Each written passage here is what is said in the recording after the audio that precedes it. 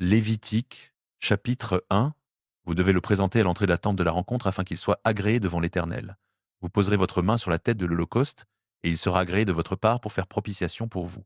Vous égorgerez le jeune taureau devant l'Éternel, et les fils d'Aaron, les sacrificateurs, présenteront le sang et le répandront sur les côtés de l'autel qui est à l'entrée de la tente de la rencontre. Vous dépouillerez l'Holocauste et le couperez en morceaux. Les fils d'Aaron, le sacrificateur, mettront du feu sur l'autel et arrangeront du bois sur le feu.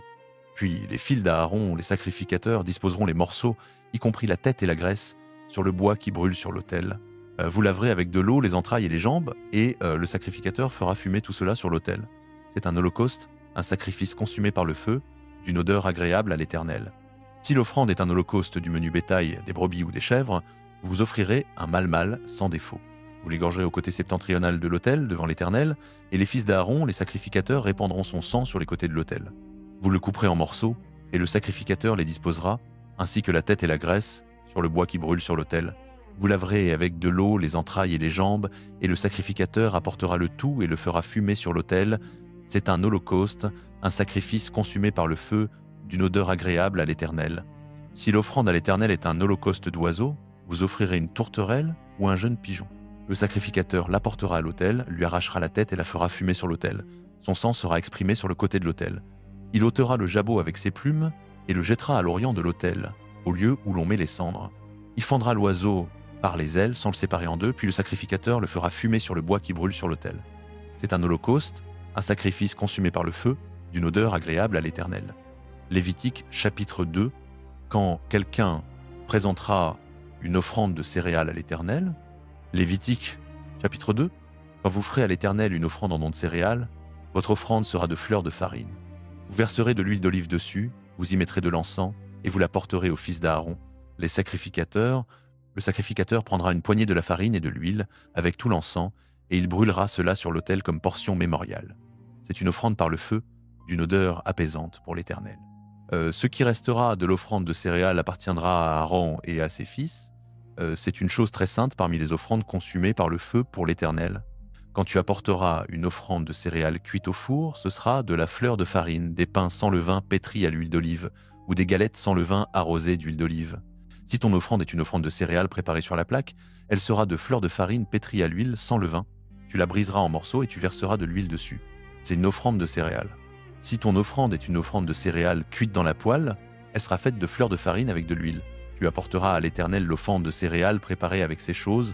On la présentera au sacrificateur et il l'apportera vers l'autel. Le sacrificateur prélèvera de l'offrande de céréales la portion mémoriale et la brûlera sur l'autel.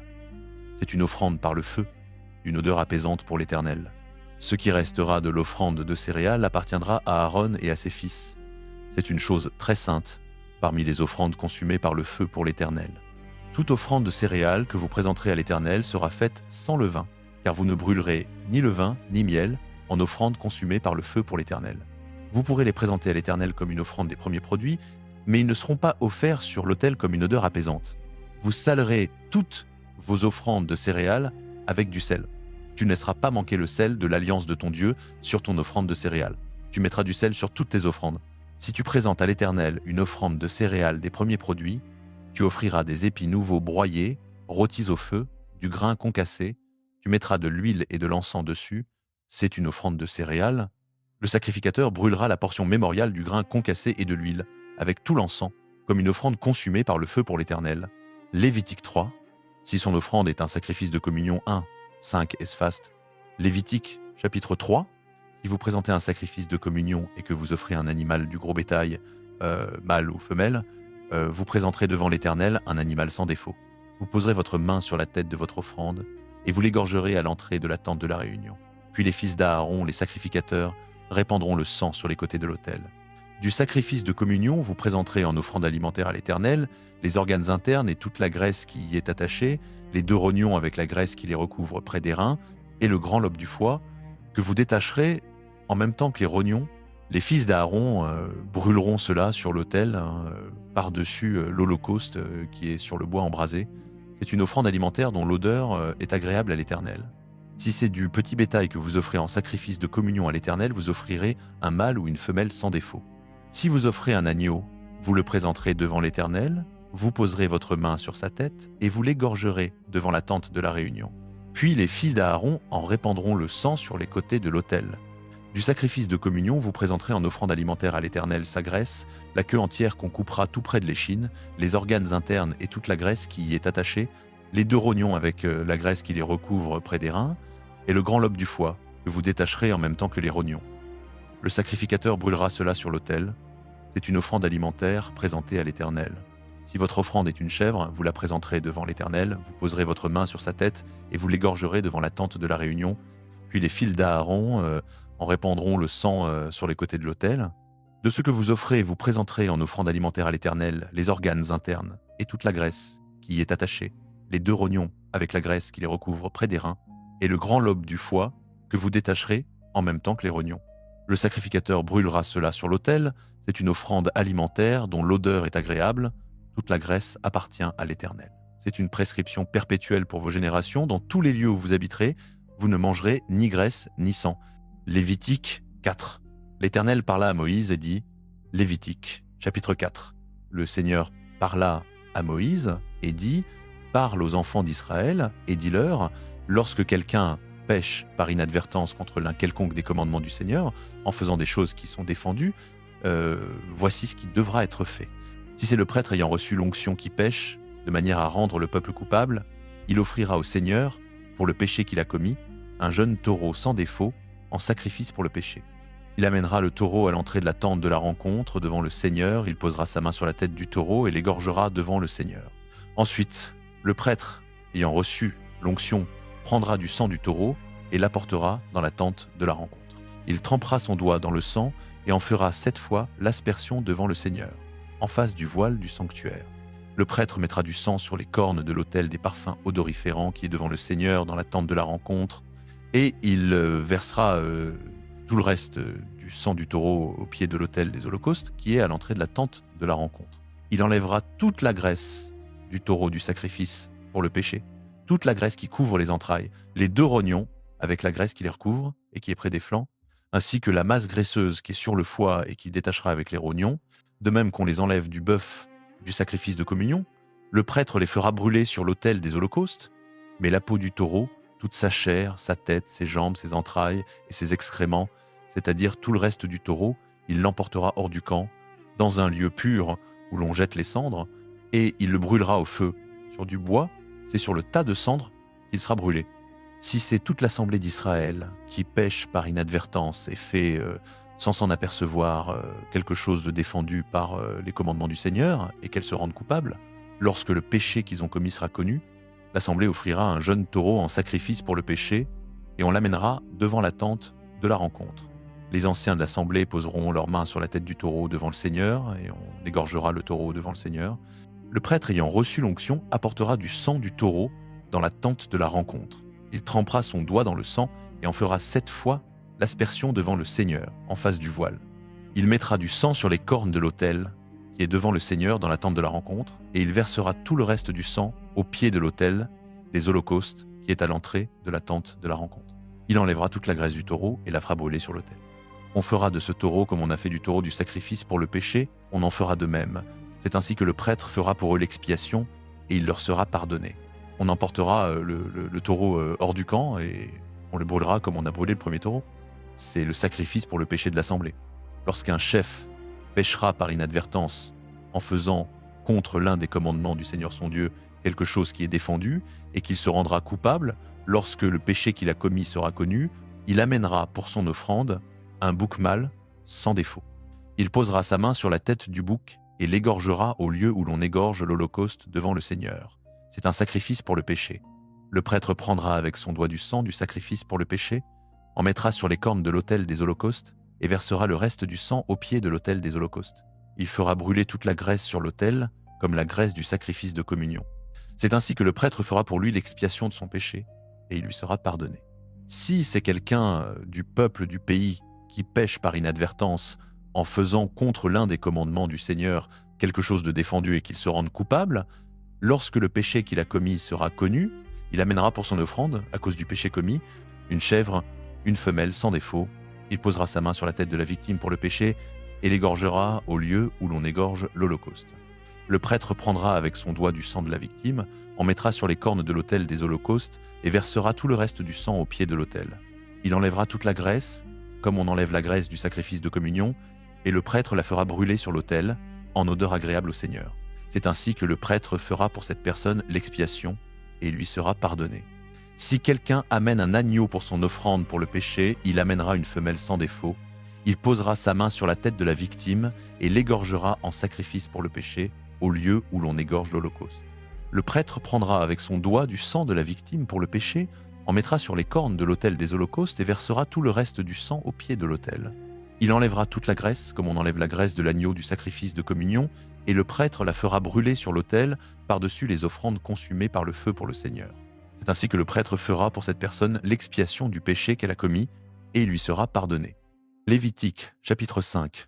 Si quelqu'un pêche en ne parlant pas alors qu'il entend une sommation publique de témoigner au sujet de quelque chose qu'il a vu ou dont il a eu connaissance, il portera la responsabilité de sa faute.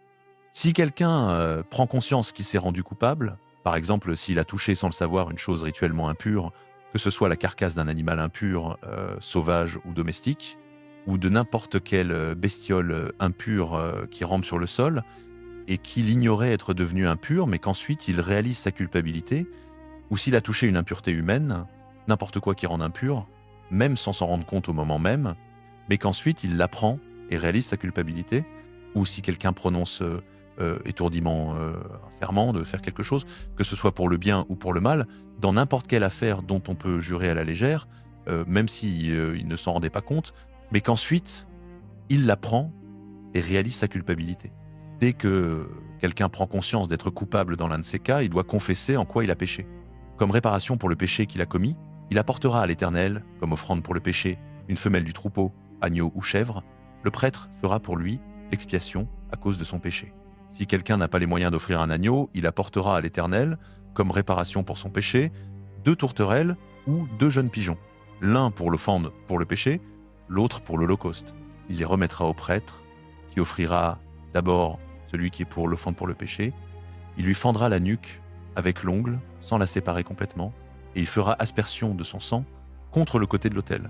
Le reste du sang sera vidé au pied de l'autel. C'est une offrande pour le péché. Quant au second oiseau, le prêtre l'offrira comme holocauste, selon la règle prescrite. Il fera l'expiation pour cette personne à cause du péché qu'elle a commis, et il lui sera pardonné. Si toutefois cette personne n'a pas les moyens d'offrir 2 tourterelles ou 2 jeunes pigeons, elle apportera comme offrande pour son péché le 10e d'un épha de fleurs de farine en offrande pour le péché. On n'y mettra ni huile ni encens, car c'est une offrande pour le péché. Elle l'apportera au prêtre, qui en prendra une poignée comme mémorial, et la brûlera sur l'autel par-dessus les offrandes consumées pour l'Éternel. C'est une offrande pour le péché. Ainsi le prêtre fera l'expiation pour cette personne à cause de l'une quelconque des fautes qu'elle a commises, et il lui sera pardonné. Ce qui reste de l'offrande appartiendra au prêtre, comme dans le cas de l'offrande de céréales. L'Éternel parla à Moïse et dit si quelqu'un commet une infidélité envers l'Éternel en péchant par inadvertance à l'égard des choses saintes de l'Éternel, il apportera à l'Éternel comme sacrifice de réparation un bélier du troupeau, sans défaut, d'une valeur fixée en cycle d'argent selon le cycle du sanctuaire. C'est un sacrifice de réparation. Il restituera ce en quoi il a manqué à l'égard des choses saintes, il ajoutera un 5e de la valeur et le donnera au prêtre. Le prêtre fera pour lui l'expiation avec le bélier du sacrifice de réparation et il lui sera pardonné.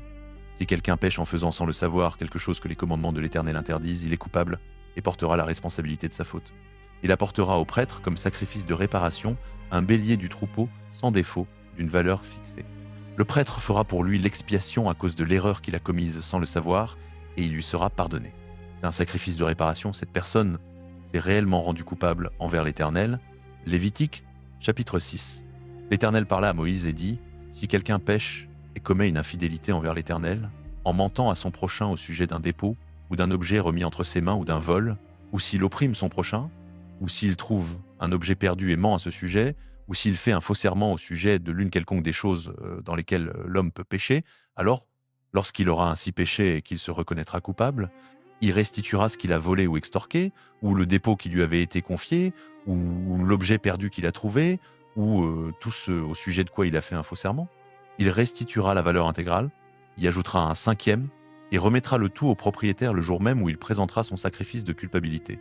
Comme pénalité, il amènera au sacrificateur, c'est-à-dire à l'Éternel, son sacrifice de culpabilité, un bélier du troupeau, sans défaut, de la valeur fixée. Le sacrificateur fera pour lui l'expiation devant l'Éternel, et il lui sera pardonné, quelle que soit la faute dont il s'est rendu coupable. L'Éternel parla à Moïse et dit « Donne à Aaron et à ses fils cet ordre. Voici la loi de l'Holocauste.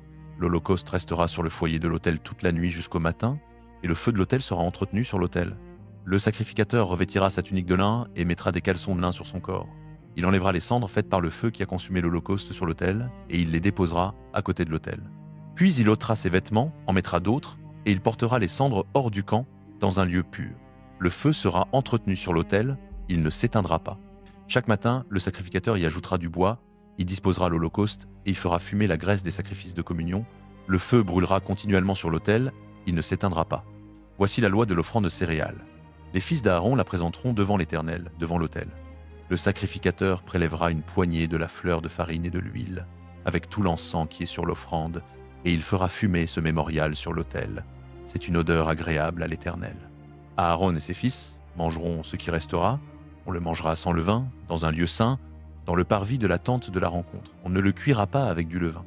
Je la leur ai donnée comme leur part des sacrifices qui me sont offerts par le feu. Elle est très sainte, comme l'offrande pour le péché, comme l'offrande de culpabilité. Tout mâle parmi les fils d'Aaron pourra la manger.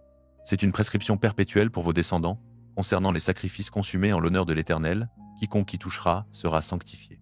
L'Éternel parla encore à Moïse et dit « Voici l'offrande qu'Aaron et ses fils présenteront à l'Éternel le jour où il recevra l'onction. Un 10e d'épha de fleur de farine comme offrande perpétuelle, moitié le matin et moitié le soir. Elle sera préparée avec de l'huile sur une plaque. Tu l'apporteras bien mélangée. Tu présenteras l'offrande de céréales émiettées en morceaux. C'est une odeur agréable à l'Éternel. Le sacrificateur qui parmi ses fils sera oint pour lui succéder la préparera. Prescription perpétuelle, elle sera entièrement brûlée. Toute offrande de céréales d'un sacrificateur sera entièrement brûlée. On n'en mangera pas. L'Éternel parla à Moïse et dit, parle à Aaron et à ses fils et dit, voici la loi de l'offrande pour le péché. C'est dans le lieu où l'on égorge l'Holocauste que l'on égorgera l'offrande pour le péché devant l'Éternel. Elle est très sainte. Le sacrificateur qui l'offrira la mangera. Elle sera mangée dans un lieu saint, dans le parvis de la tente de la rencontre. Quiconque touchera sa chair sera sanctifié. Si son sang gicle sur un vêtement, tu laveras dans un lieu saint ce vêtement sur lequel il aura giclé. Le vase de terre dans lequel elle aura cuit sera brisé. Si c'est dans un vase en bronze qu'elle a cuit, on le récurera et on le rincera avec de l'eau. Tout mâle parmi les sacrificateurs en mangera, elle est très sainte. Mais aucune offrande pour le péché dont on aura porté du sang dans la tente de la rencontre pour faire l'expiation dans le sanctuaire ne sera mangée, elle sera brûlée au feu. Lévitique chapitre 7. Voici la loi du sacrifice de culpabilité. Lévitique chapitre 7. Voici les règles concernant le sacrifice de culpabilité qui est très saint. Le sacrifice de culpabilité doit être égorgé à l'endroit où l'on égorge l'Holocauste et son sang doit être répandu sur les côtés de l'autel. Toute sa graisse doit être offerte, la queue grasse, la graisse qui couvre les entrailles, les 2 rognons avec la graisse qui est dessus près des reins, et le grand lobe du foie que l'on détachera avec les rognons. Le sacrificateur brûlera cela sur l'autel comme une offrande consumée par le feu pour l'Éternel. C'est un sacrifice de culpabilité. Tout mâle parmi les sacrificateurs pourra en manger, mais il devra être mangé dans un lieu saint. Il est très saint. Il y a une même loi pour le sacrifice d'expiation et pour le sacrifice de culpabilité. La victime appartiendra au sacrificateur qui fera l'expiation avec elle. Le sacrificateur qui offrira l'Holocauste de quelqu'un aura pour lui la peau de l'Holocauste qu'il aura offert. Toute offrande de céréales cuites au four, préparée dans une poêle ou sur une plaque, appartiendra au sacrificateur qui l'aura offerte. Toute offrande de céréales, qu'elle soit pétrie à l'huile ou sèche, appartiendra à tous les fils d'Aaron, à chacun une part égale. Voici les règles concernant le sacrifice de communion que l'on présentera à l'Éternel. Si quelqu'un l'offre en action de grâce, il offrira, avec le sacrifice d'action de grâce, des gâteaux sans levain pétris à l'huile, des galettes sans levain arrosées d'huile, et des gâteaux de fleurs de farine bien pétris et arrosés d'huile. Avec ces sacrifices de communion en action de grâce, il présentera une offrande de pain levé. De chaque offrande, il présentera une part comme prélèvement pour l'Éternel. Elle appartiendra au sacrificateur qui aura répandu le sang du sacrifice de communion. La chair du sacrifice de communion en action de grâce sera mangée le jour où il est offert. On n'en laissera rien jusqu'au matin. Mais si le sacrifice qu'on offre est l'accomplissement d'un vœu ou s'il est volontaire, la victime sera mangée le jour où on l'aura offerte et ce qui en restera sera mangé le lendemain. Mais ce qui restera de la chair du sacrifice le 3e jour sera brûlé au feu. Si l'on mange de la chair du sacrifice de communion le 3e jour, celui qui l'aura offert ne sera pas agréé. Il ne lui sera pas compté, car elle est devenue impure. et celui qui en mangera portera la peine de son péché. La chair qui aura touché quelque chose d'impur ne sera point mangée, elle sera brûlée au feu. Quant à la chair pure, toute personne pure pourra en manger. Mais celui qui étant impur mangera de la chair du sacrifice de communion qui appartient à l'Éternel sera retranché de son peuple.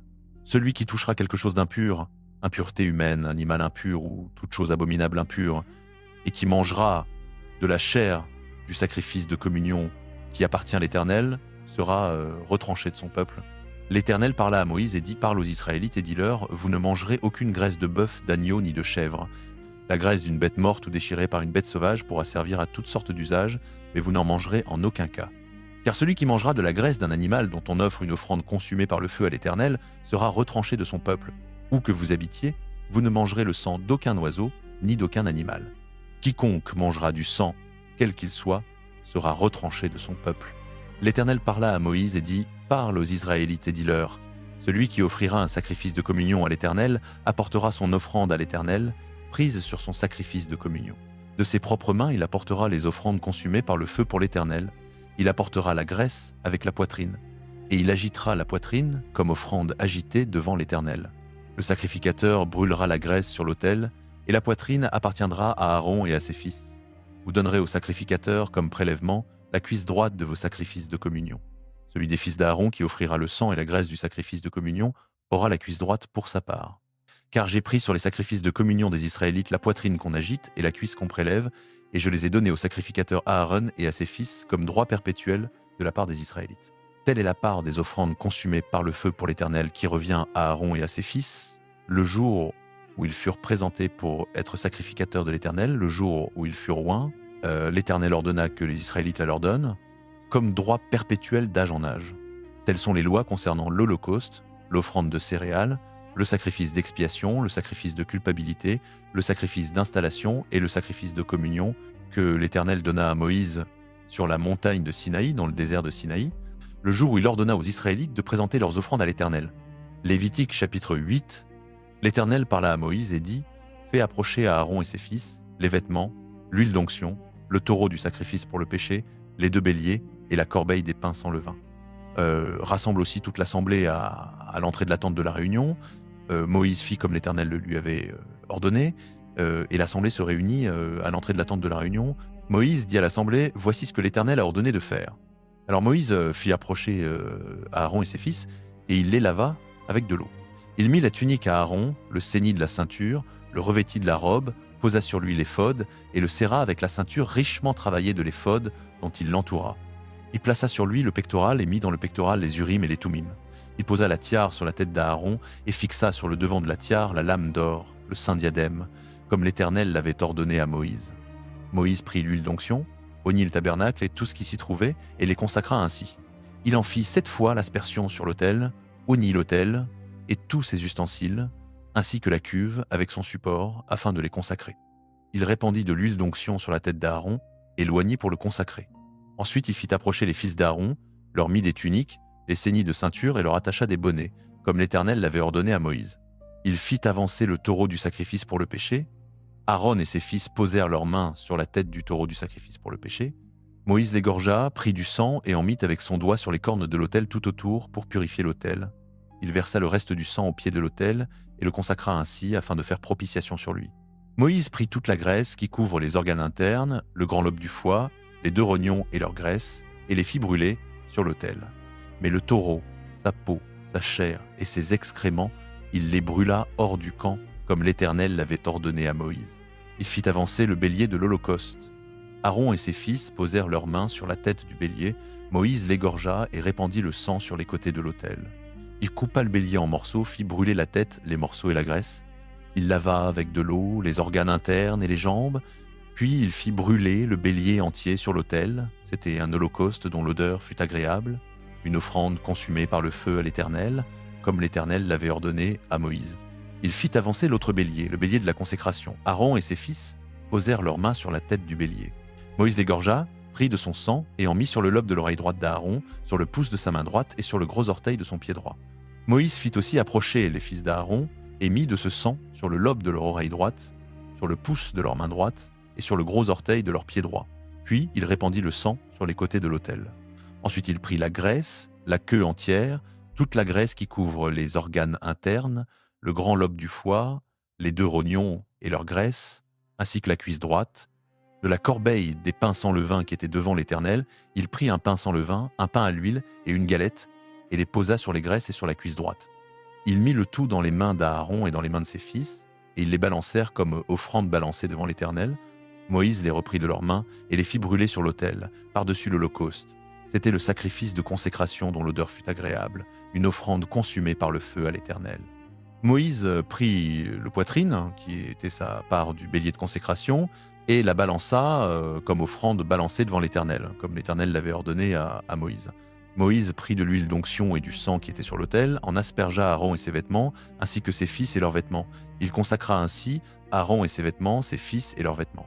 Moïse dit à Aaron et à ses fils, « Faites cuire la chair à l'entrée de la tente de la réunion, et mangez-la là avec le pain qui est dans la corbeille des offrandes de consécration, comme cela m'a été ordonné. Aaron et ses fils la mangeront. Vous brûlerez ce qui restera de la chair et du pain. Vous ne sortirez pas pendant 7 jours de l'entrée de la tente de la réunion, jusqu'à ce que les jours de votre consécration soient accomplis, car votre consécration durera 7 jours. » Ce qui a été fait aujourd'hui, l'Éternel l'a ordonné pour faire propitiation pour vous.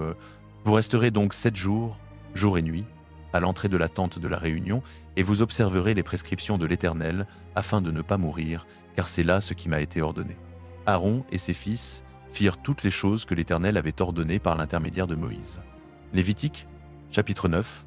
Le 8e jour, Moïse appela Aaron, ses fils et les anciens d'Israël. Il dit à Aaron, « Prends un jeune taureau pour ton sacrifice pour le péché et un bélier pour ton holocauste, tous 2 sans défaut, et présente-les devant le Seigneur. Puis tu diras aux enfants d'Israël, « Prenez un bouc pour le sacrifice pour le péché, un veau et un agneau âgés d'1 an et sans défaut pour l'holocauste, un bœuf et un bélier pour le sacrifice de communion à offrir devant le Seigneur, avec une offrande de fleurs de farine pétrie à l'huile, car aujourd'hui, le Seigneur vous apparaîtra. » Ils amenèrent devant la tente de la rencontre ce que Moïse avait ordonné. Toute l'assemblée s'approcha et se tint debout devant le Seigneur. Moïse dit, « Voici ce que le Seigneur vous a ordonné de faire, afin que la gloire du Seigneur vous apparaisse. » Moïse dit à Aaron, « Approche-toi de l'autel, offre ton sacrifice pour le péché et ton holocauste, fais l'expiation pour toi et pour le peuple, offre le sacrifice qui est pour le peuple et fais l'expiation pour eux, comme le Seigneur l'a ordonné. » Aaron s'approcha donc de l'autel et égorgea le veau du sacrifice pour son propre péché. Les fils d'Aaron lui présentèrent le sang, il trempa son doigt, en mit sur les cornes de l'autel et versa le reste du sang au pied de l'autel. Il fit brûler sur l'autel la graisse, les rognons et la masse graisseuse du foie du sacrifice pour le péché, comme le Seigneur l'avait ordonné à Moïse. Quant à la chair et à la peau, il les brûla au feu hors du camp. Ensuite, il égorgea l'holocauste. Les fils d'Aaron lui présentèrent le sang et il en aspergea les côtés de l'autel tout autour. Ils lui présentèrent l'holocauste morceau par morceau, y compris la tête, et il les fit brûler sur l'autel. Il lava les entrailles et les jambes et les fit brûler par-dessus l'holocauste sur l'autel. Aaron présenta ensuite l'offrande qui était pour le peuple. Il prit le bouc du sacrifice pour le péché du peuple, l'égorgea et l'offrit pour le péché, comme il avait fait pour le premier. Il présenta l'holocauste et le fit selon le rite prescrit. Il présenta aussi l'offrande de fleurs de farine, en prit une poignée et la fit brûler sur l'autel, en plus de l'holocauste du matin. Il égorgea le bœuf et le bélier en sacrifice de communion pour le peuple. Les fils d'Aaron lui présentèrent le sang et il en aspergea les côtés de l'autel tout autour. Quant aux parties grasses du bœuf et du bélier, la queue grasse, la graisse qui couvre les entrailles, les rognons et la masse graisseuse du foie, ils les posèrent sur les poitrines, puis Aaron fit brûler ces parties grasses sur l'autel. Il fit devant le Seigneur le geste de présentation avec les poitrines et la cuisse droite, comme Moïse l'avait ordonné. Aaron leva ensuite les mains vers le peuple et le bénit. Ayant achevé le sacrifice pour le péché, l'holocauste et le sacrifice de communion, il descendit. Moïse et Aaron entrèrent dans la tente de la rencontre. Lorsqu'ils sortirent, ils bénirent le peuple, et la gloire du Seigneur apparut à tout le peuple. Un feu sortit de devant le Seigneur et consuma sur l'autel l'holocauste et les parties grasses. Tout le peuple le vit, poussa des cris de joie et tomba la face contre terre. Lévitique chapitre 10. Nadab et Abihu prirent chacun leur brasier, y mirent du feu et déposèrent dessus de l'encens. Ils présentèrent devant l'Éternel un feu étranger, ce que l'Éternel ne leur avait pas ordonné. Alors un feu sortit de devant l'Éternel, les consuma, et ils moururent devant l'Éternel. Moïse dit alors à Aaron, « C'est ce que l'Éternel a déclaré lorsqu'il a dit, « Je serai sanctifié par ceux qui s'approchent de moi et glorifié devant tout le peuple. » Aaron se tut. Moïse appela Michaël et Elsaphan, fils d'Uziel, oncle d'Aaron, et leur dit « Approchez, emportez vos frères loin du devant du sanctuaire, hors du camp. » Ils s'approchèrent donc et les emportèrent, encore revêtus de leurs tuniques, hors du camp, comme Moïse l'avait ordonné. Moïse dit à Aaron ainsi qu'à Éléazar et Ithamar, ses fils qui restaient, « Ne laissez pas vos cheveux en désordre et ne déchirez pas vos vêtements, de peur que vous ne mouriez et que la colère n'éclate contre toute l'assemblée, mais que vos frères, toute la maison d'Israël, pleurent sur l'embrasement que l'Éternel a allumé. Ne vous éloignez pas de l'entrée de la tente de la rencontre, de peur que vous ne mouriez, car l'huile de l'onction de l'Éternel est sur vous. » Ils firent selon la parole de Moïse. L'Éternel parla à Aaron et dit « Toi et tes fils, avec toi, vous ne boirez ni vin ni boisson enivrante lorsque vous entrerez dans la tente de la rencontre, afin que vous ne mouriez pas. C'est une loi perpétuelle pour vos générations, afin que vous puissiez distinguer entre le saint et le profane, entre l'impur et le pur, et afin que vous enseigniez aux fils d'Israël toutes les lois que l'Éternel leur a données par l'intermédiaire de Moïse. » Moïse dit à Aaron ainsi qu'à Éléazar et Ithamar, ses fils qui restaient, « Prenez l'offrande de céréales qui reste des offrandes consumées pour l'Éternel, faites sans levain et mangez-la à côté de l'autel, car elle est très sainte. Vous la mangerez dans l'enceinte du sanctuaire, car c'est ta part et la part de tes fils parmi les offrandes consumées pour l'Éternel, ainsi en ai-je reçu l'ordre. Quant à la poitrine qu'on a agitée et à la cuisse qu'on a prélevée, vous les mangerez, toi, tes fils et tes filles avec toi, dans un lieu rituellement pur, car elles vous ont été données comme part, à toi et à tes enfants, sur les sacrifices de communion des fils d'Israël. On apportera la cuisse prélevée et la poitrine agitée, avec les graisses des offrandes consumées, pour être agitées en offrande agitée devant l'Éternel. Ce sera, pour toi et pour tes fils avec toi, une part perpétuelle, comme l'Éternel l'a ordonné. Moïse s'informa soigneusement du bouc du sacrifice pour le péché, et voici qu'il avait été brûlé. Il se mit en colère contre Éléazar et Ithamar, les fils qui restaient à Aaron, et dit « Pourquoi n'avez-vous pas mangé le sacrifice pour le péché dans l'enceinte du sanctuaire? Car il est très saint, et il vous a été donné pour ôter la faute de l'assemblée, en faisant pour elle l'expiation devant l'Éternel. Voici, son sang n'a pas été porté à l'intérieur du sanctuaire, vous auriez dû le manger dans le sanctuaire, comme je l'avais ordonné. » Aaron répondit à Moïse « Voici qu'aujourd'hui ils ont offert leur sacrifice pour le péché et leur holocauste devant l'Éternel, et des malheurs comme ceux-ci me sont arrivés. Si j'avais aujourd'hui mangé le sacrifice pour le péché, cela aurait-il été bien aux yeux de l'Éternel? » Lorsque Moïse entendit cela, il fut satisfait. Lévitique, chapitre 11. L'Éternel parla à Moïse et à Aaron, et leur dit « Parlez aux fils d'Israël et dites. » Lévitique, chapitre 11. Parlez aux fils d'Israël et dites « Voici, parmi tous les animaux qui vivent sur la terre, ceux que vous pourrez manger. Vous mangerez tout animal qui a le sabot divisé et fendu en deux et qui rumine. Mais parmi ceux qui ruminent ou qui ont le sabot divisé, vous ne mangerez pas ceci. Le chameau, car il rumine mais n'a pas le sabot divisé, il sera impur pour vous. Le daman, car il rumine mais n'a pas le sabot divisé, il sera impur pour vous. Le lièvre, car il rumine mais n'a pas le sabot divisé, il sera impur pour vous. Le porc, car il a le sabot divisé et fendu, mais il ne rumine pas, il sera impur pour vous. Vous ne mangerez pas de leur chair et vous ne toucherez pas leurs cadavres. Ils seront impurs pour vous. Parmi toutes les créatures qui vivent dans l'eau, dans les mers et dans les fleuves, vous mangerez celles qui ont des nageoires et des écailles. Mais toutes celles qui n'ont ni nageoires ni écailles dans les mers et dans les fleuves, parmi tous ceux qui grouillent dans les eaux et parmi toutes les créatures vivantes qui s'y trouvent, vous les aurez en abomination. Elles seront pour vous une abomination. Vous ne mangerez pas de leur chair et vous aurez en abomination leurs cadavres. Tout ce qui dans les eaux n'a ni nageoires ni écailles sera pour vous une abomination. Voici les oiseaux que vous aurez en abomination, on n'en mangera pas, ils seront une abomination. L'aigle, l'orfraie et l'aigle de mer, le milan et toutes les espèces de vautours, toutes les espèces de corbeaux, l'autruche, le hibou, la mouette et toutes les espèces d'éperviers, le chat-huant, le cormoran et le duc, la chouette, le plongeon et l'ibis, le pélican, le vautour blanc, le héron, toutes les espèces de hérons, la huppe et la chauve-souris, tout insecte ailé qui marche sur quatre pattes sera pour vous une abomination. Cependant, parmi tous les insectes ailés qui marchent sur quatre pattes, vous pourrez manger ceux qui ont des pattes articulées au-dessus de leurs pieds pour sauter sur la terre. Voici ceux que vous pourrez manger. Toutes les espèces de sauterelles, de solames, de argoles et de agabes selon leurs espèces. Mais tout autre insecte ailé qui a quatre pattes sera pour vous une abomination. Vous vous rendrez impur par ces animaux. Quiconque touchera leur cadavre sera impur jusqu'au soir. Quiconque portera leur cadavre lavera ses vêtements et sera impur jusqu'au soir. Tout animal qui n'a pas le sabot divisé ou qui ne rumine pas sera impur pour vous. Quiconque le touchera sera impur. Parmi tous les animaux qui marchent sur quatre pattes, ceux qui marchent sur leurs pattes seront impurs pour vous, Quiconque touchera leur cadavre sera impur jusqu'au soir. Celui qui portera leur cadavre lavera ses vêtements et sera impur jusqu'au soir. Ils seront impurs pour vous. Parmi les animaux qui rampent sur la terre, voici ceux qui seront impurs pour vous. La taupe, la souris, toutes les espèces de lézards, le varan, la salamandre, l'asynque et le caméléon. Parmi tous ceux qui rampent, ceux-là seront impurs pour vous. Quiconque les touchera mort sera impur jusqu'au soir. Tout objet sur lequel tombera l'un d'eux mort sera impur, que ce soit un objet de bois, un vêtement, une peau, un sac, quel que soit son usage, on le mettra dans l'eau, il sera impur jusqu'au soir, puis il sera pur. S'il en tombe dans un vase de terre, tout ce qui s'y trouve sera impur et vous briserez le vase. Tout aliment permis qui aura été arrosé par l'eau de ce vase sera impur, et toute boisson qu'on boira dans un tel vase sera impure. Tout objet sur lequel tombera l'un de leurs cadavres sera impur. Le four ou le foyer sera démoli. Ils sont impurs, et vous les regarderez comme impurs. Toutefois, une source ou une citerne où s'amasse l'eau restera pure, mais celui qui touchera le cadavre sera impur.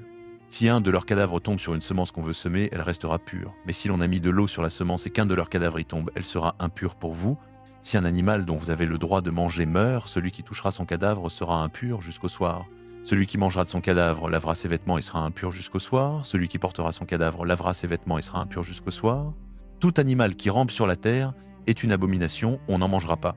Vous ne mangerez d'aucun animal qui se traîne sur le ventre, ni de ceux qui marchent sur 4 pattes ou sur un grand nombre de pattes parmi tous ceux qui rampent sur la terre, car ils sont une abomination. Ne vous rendez pas vous-même abominable par tous ces animaux qui rampent, ne vous rendez pas impur par eux, et ne vous souillez pas par eux. Car je suis l'Éternel votre Dieu. Sanctifiez-vous et soyez saints, car je suis saint. Ne vous rendez pas impurs par tous ces animaux qui rampent sur la terre, car je suis l'Éternel qui vous ai fait monter du pays d'Égypte pour être votre Dieu. Soyez saints, car je suis saint. Telle est la loi touchant les quadrupèdes, les oiseaux, tous les êtres vivants qui se meuvent dans les eaux et tous les animaux qui rampent sur la terre, afin que vous distinguiez ce qui est impur et ce qui est pur, l'animal qu'on peut manger et l'animal qu'on ne doit pas manger. Lévitique, chapitre 12. L'Éternel parla à Moïse et dit : Parle aux Israélites et dis-leur : Lorsqu'une femme sera enceinte et qu'elle enfantera un garçon, elle sera impure pendant 7 jours, comme au temps de ses règles. Le 8e jour, on circoncira le garçon. Elle restera encore 33 jours à se purifier de son sang. Elle ne touchera aucune chose sainte et n'ira point au sanctuaire jusqu'à ce que les jours de sa purification soient accomplis. Si elle enfante une fille, elle sera impure 2 semaines, comme pendant ses règles. Elle restera ensuite 66 jours à se purifier de son sang. Lorsque les jours de sa purification seront accomplis, pour un fils ou pour une fille, elle apportera au sacrificateur, à l'entrée de la tente de la rencontre, un agneau d'1 an pour l'holocauste et un jeune pigeon ou une tourterelle pour le sacrifice d'expiation. Le sacrificateur les offrira devant l'Éternel et fera l'expiation pour elle, et elle sera purifiée de son flux de sang. Telle est la loi pour la femme qui enfante un garçon ou une fille. Si elle n'a pas les moyens d'offrir un agneau, elle prendra 2 tourterelles ou 2 jeunes pigeons, l'un pour l'holocauste, l'autre pour le sacrifice d'expiation. Le sacrificateur fera l'expiation pour elle, et elle sera pure. Lévitique 13. L'Éternel parla à Moïse et à Aaron et dit : Lorsque, Lévitique, chapitre 13, lorsque quelqu'un aura sur la peau de son corps une tumeur, une dartre ou une tache blanche, qui pourrait devenir une plaie de lèpre, on l'amènera à Aaron le sacrificateur ou à l'un de ses fils qui sont sacrificateurs. Le sacrificateur examinera la plaie sur la peau du corps. Si le poil dans la plaie est devenu blanc et que la plaie paraît plus profonde que la peau du corps, c'est une plaie de lèpre. Le sacrificateur qui l'aura examiné déclarera cette personne impure. Mais si la tache blanche sur la peau du corps est blanche sans paraître plus profonde que la peau et que le poil n'y est pas blanchi, le sacrificateur fera enfermer pendant 7 jours la personne atteinte. Le 7e jour, le sacrificateur l'examinera. Si la plaie lui paraît être restée au même état et ne s'être pas étendue sur la peau, le sacrificateur la fera enfermer une seconde fois pendant 7 jours. Le 7e jour, le sacrificateur l'examinera encore. Si la plaie s'est atténuée et ne s'est pas étendue sur la peau, le sacrificateur déclarera cette personne pure. Ce n'est qu'une dartre, elle lavera ses vêtements et elle sera pure. Mais si la dartre s'est étendue sur la peau après qu'elle s'est montrée au sacrificateur pour être déclarée pure, elle se montrera une seconde fois au sacrificateur, le sacrificateur l'examinera. Si la dartre s'est étendue sur la peau, le sacrificateur la déclarera impure. C'est une plaie de lèpre. Lorsqu'un homme ou une femme aura une plaie de lèpre, on l'amènera au sacrificateur, le sacrificateur l'examinera. S'il y a sur la peau une tumeur blanche qui a fait blanchir le poil et qu'il se trouve une chair vive dans la tumeur, c'est une lèpre chronique sur la peau du corps. le sacrificateur déclarera cette personne impure. Il ne la fera pas enfermer, car elle est impure. Si la lèpre fait éruption sur la peau et que la lèpre couvre toute la peau de la personne atteinte, depuis la tête jusqu'aux pieds, partout où le sacrificateur portera les regards, le sacrificateur l'examinera. Si la lèpre couvre tout le corps, il déclarera pur celui qui a la plaie. Comme elle est devenue toute blanche, il est pur. Mais le jour où l'on verra de la chair vive paraîtra sur lui, il sera impur. Le sacrificateur, en voyant la chair vive, le déclarera impur. La chair vive est impure, c'est de la lèpre. Si la chair vive change et devient blanche, il ira vers le sacrificateur. Le sacrificateur l'examinera. Si les plaies sont devenues blanches, le sacrificateur déclarera pur celui qui a la plaie. Il est pur. Lorsqu'un homme ou une femme aura eu sur la peau de son corps un ulcère qui aura guéri, et qu'à la place de l'ulcère il y aura une tumeur blanche ou une tache d'un blanc rougeâtre, cette personne se montrera au sacrificateur. Le sacrificateur l'examinera. Si la tache paraît plus enfoncée que la peau et que le poil y soit devenu blanc, le sacrificateur déclarera cette personne impure. C'est une plaie de lèpre qui a fait éruption dans l'ulcère. Mais si le sacrificateur voit qu'il n'y a point de poil blanc dans la tache, qu'elle n'est pas plus enfoncée que la peau et qu'elle est atténuée, il enfermera cette personne pendant 7 jours. Si la tache s'est étendue sur la peau, le sacrificateur la déclarera impure. C'est une plaie de lèpre. Mais si la tache est restée au même état sans s'étendre, c'est la cicatrice de l'ulcère. Le sacrificateur déclarera cette personne pure. Lorsqu'un homme ou une femme aura eu sur la peau de son corps une brûlure par le feu et que sur la chair vive de la brûlure il y aura une tache d'un blanc rougeâtre ou blanche, le sacrificateur l'examinera. Si le poil dans la tache est devenu blanc et que la tache paraît plus enfoncée que la peau, c'est une lèpre qui a fait éruption dans la brûlure. Le sacrificateur déclarera cette personne impure. C'est une plaie de lèpre. Mais si le sacrificateur voit qu'il n'y a point de poil blanc dans la tache, qu'elle n'est pas plus enfoncée que la peau et qu'elle est atténuée, il enfermera cette personne pendant 7 jours. Le 7e jour, le sacrificateur l'examinera. Si la tache s'est étendue sur la peau, le sacrificateur la déclarera impure. C'est une plaie de lèpre. Si la tache est restée au même état sans s'étendre sur la peau et qu'elle est atténuée, c'est une tumeur de la brûlure. Le sacrificateur déclarera cette personne pure. C'est la cicatrice de la brûlure. Lorsqu'un homme ou une femme aura une plaie à la tête ou au menton, le sacrificateur examinera la plaie. Si elle paraît plus enfoncée que la peau et qu'il y ait du poil jaunâtre et grêle, le sacrificateur déclarera cette personne impure. C'est une teigne, c'est de la lèpre de la tête ou du menton. Mais si le sacrificateur voit que la plaie ne paraît pas plus enfoncée que la peau et qu'il n'y a point de poil noir, il enfermera pendant 7 jours la personne atteinte de la plaie. Le 7e jour, le sacrificateur examinera la plaie. Si la teigne ne s'est pas étendue, s'il n'y a pas de poil jaunâtre et si la teigne ne paraît pas plus enfoncée que la peau, la personne se rasera, mais elle ne rasera pas la partie atteinte de la teigne, et le sacrificateur enfermera une seconde fois pendant 7 jours la personne atteinte de la teigne. Le 7e jour, le sacrificateur examinera la teigne. Si la teigne ne s'est pas étendue sur la peau et ne paraît pas plus enfoncée que la peau, le sacrificateur déclarera cette personne pure. Elle lavera ses vêtements et elle sera pure. Mais si la teigne s'étend sur la peau après qu'elle a été déclarée pure, le sacrificateur l'examinera. Si la teigne s'est étendue sur la peau, le sacrificateur n'aura pas à rechercher le poil jaunâtre, la personne est impure. Si la teigne lui paraît être restée au même état et qu'il y ait poussé du poil noir, la teigne est guérie, la personne est pure et le sacrificateur la déclarera pure. Lorsqu'un homme ou une femme aura sur la peau de son corps des taches blanches, le sacrificateur l'examinera. Si les taches sur la peau du corps sont d'un blanc terne, c'est une éruption qui a fait éruption sur la peau, la personne est pure. L'homme qui aura perdu ses cheveux et qui est chauve est pur. S'il a perdu ses cheveux sur le devant de la tête et qu'il a une calvitie frontale, il est pur. Mais s'il y a sur la partie chauve de derrière ou de devant une plaie d'un blanc rougeâtre, c'est une lèpre qui fait éruption sur la partie chauve de derrière ou de devant. Le sacrificateur l'examinera. Si la tumeur de la plaie est d'un blanc rougeâtre sur la partie chauve de derrière ou de devant, semblable à la lèpre sur la peau du corps, cet homme est lépreux, il est impur. Le sacrificateur le déclarera impur à cause de la plaie qui est sur sa tête. Celui qui aura une plaie de lèpre portera ses vêtements déchirés, aura la tête nue, se couvrira la barbe et criera « impur, impur ». Tant qu'il aura la plaie, il sera impur, il est impur, il habitera seul, son habitation sera hors du camp. Lorsqu'il y aura sur un vêtement de laine ou de lin, ou sur un tissu tissé ou tricoté de lin ou de laine, ou sur une peau, ou sur un objet quelconque fait de peau, une tache verdâtre ou rougeâtre, c'est une plaie de moisissure, on la montrera au sacrificateur. Le sacrificateur examinera la plaie et enfermera pendant 7 jours l'objet atteint. Le 7e jour, il examinera la plaie. Si la moisissure s'est étendue sur le vêtement, sur le tissu tissé ou tricoté ou sur la peau, quel que soit l'usage de la peau, c'est une moisissure corrosive. L'objet est impur. Il brûlera le vêtement, le tissu tissé ou tricoté de laine ou de lin, ou l'objet quelconque de peau sur lequel se trouve la plaie, car c'est une moisissure corrosive. Cela sera brûlé au feu. Mais si le sacrificateur voit que la moisissure ne s'est pas étendue sur le vêtement, sur le tissu tissé ou tricoté, ou sur l'objet quelconque de peau, le sacrificateur ordonnera qu'on lave l'objet atteint de la plaie, et il l'enfermera une seconde fois pendant 7 jours. Après avoir été lavé, le sacrificateur examinera l'objet atteint. Si la plaie n'a pas changé d'aspect et que la plaie ne se soit pas étendue, l'objet est impur, tu le brûleras au feu, la corrosion est à l'endroit ou à l'envers.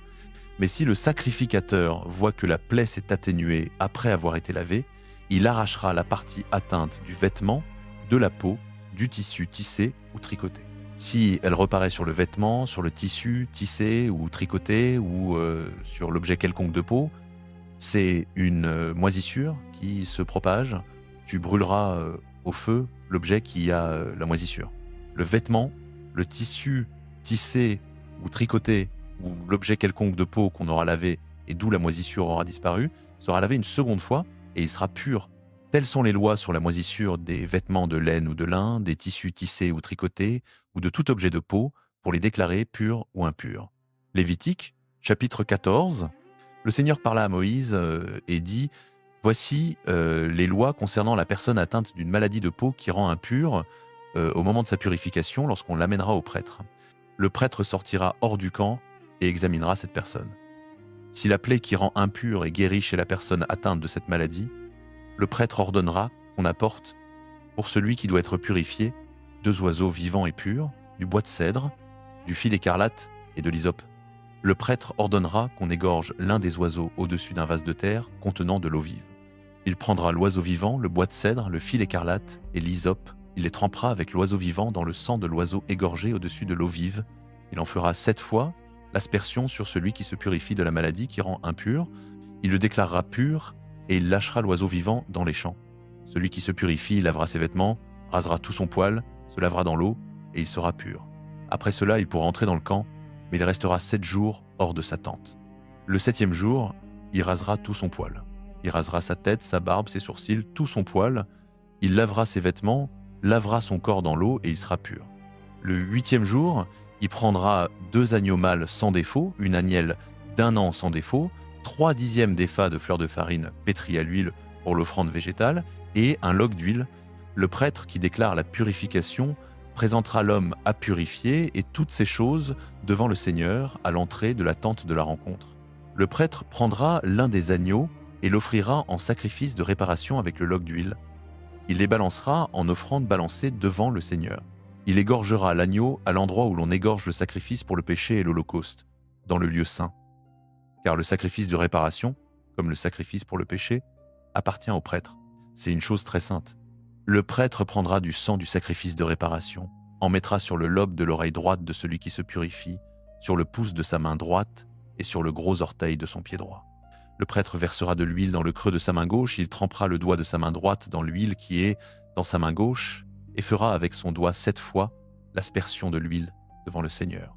Le prêtre mettra de l'huile qui reste dans sa main sur le lobe de l'oreille droite de celui qui se purifie, sur le pouce de sa main droite et sur le gros orteil de son pied droit, à l'endroit où est le sang du sacrifice de réparation. Le reste de l'huile qui est dans la main du prêtre, il le mettra sur la tête de celui qui se purifie, et le prêtre fera pour lui l'expiation devant le Seigneur. Ensuite le prêtre offrira le sacrifice pour le péché et fera l'expiation pour celui qui se purifie de son impureté. Puis il égorgera l'holocauste. Le prêtre offrira sur l'autel l'holocauste et l'offrande végétale. Il fera l'expiation pour cet homme et il sera pur. Si cet homme est pauvre et que sa main n'atteigne pas ces choses, il prendra un agneau mâle pour le sacrifice de réparation à balancer afin de faire l'expiation pour lui, 1 dixième d'épha de fleur de farine pétrie à l'huile pour l'offrande végétale, un log d'huile et 2 tourterelles ou 2 jeunes pigeons selon ses moyens. L'un sera pour le sacrifice pour le péché, l'autre pour l'holocauste. Le 8e jour, il les apportera au prêtre pour sa purification, à l'entrée de la tente de la rencontre devant le Seigneur. Le prêtre prendra l'agneau du sacrifice de réparation et le log d'huile, il les balancera en offrande balancée devant le Seigneur. Il égorgera l'agneau du sacrifice de réparation, prendra de son sang et en mettra sur le lobe de l'oreille droite de celui qui se purifie, sur le pouce de sa main droite et sur le gros orteil de son pied droit. Le prêtre versera de l'huile dans le creux de sa main gauche Il fera avec le doigt de sa main droite 7 fois l'aspersion de l'huile qui est dans sa main devant le Seigneur. Le prêtre mettra de l'huile qui est dans sa main aux endroits où il a mis le sang du sacrifice de réparation, sur le lobe de l'oreille droite de celui qui se purifie, sur le pouce de sa main droite et sur le gros orteil de son pied droit. Le reste de l'huile, qui est dans la main du prêtre, il le mettra sur la tête de celui qui se purifie, pour faire l'expiation pour lui devant le Seigneur. Il offrira l'une des tourterelles ou l'un des jeunes pigeons, selon ce que l'homme aura pu se procurer. Celui qui l'aura pu se procurer sera pour le sacrifice pour le péché, l'autre pour l'holocauste, avec l'offrande végétale. C'est ainsi que le prêtre fera l'expiation devant le Seigneur pour celui qui se purifie.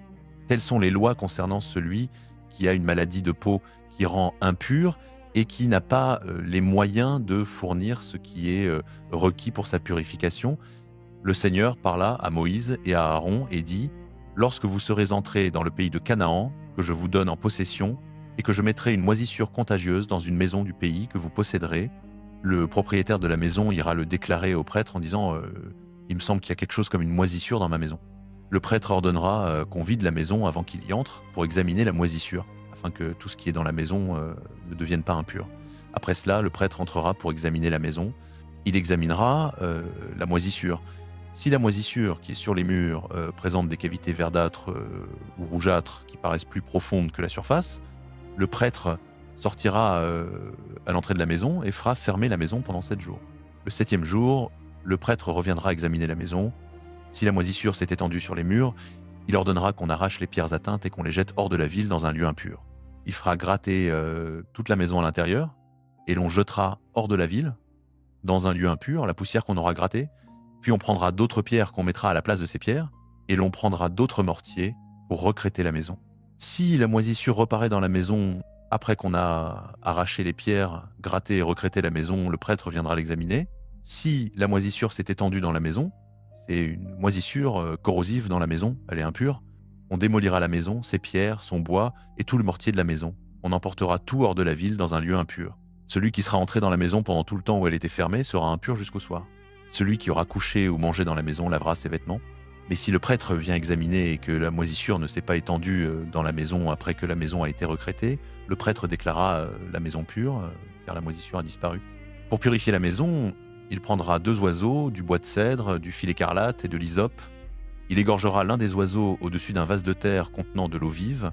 Il prendra le bois de cèdre, l'hysope, le fil écarlate et l'oiseau vivant.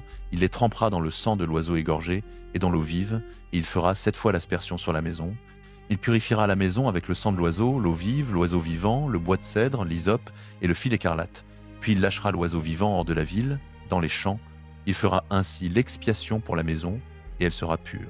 Telles sont les lois concernant toute maladie de peau qui rend impure, la dartre, les moisissures sur les vêtements ou sur une maison, les tumeurs, les dartres et les taches brillantes, pour décider quand une chose est pure ou impure.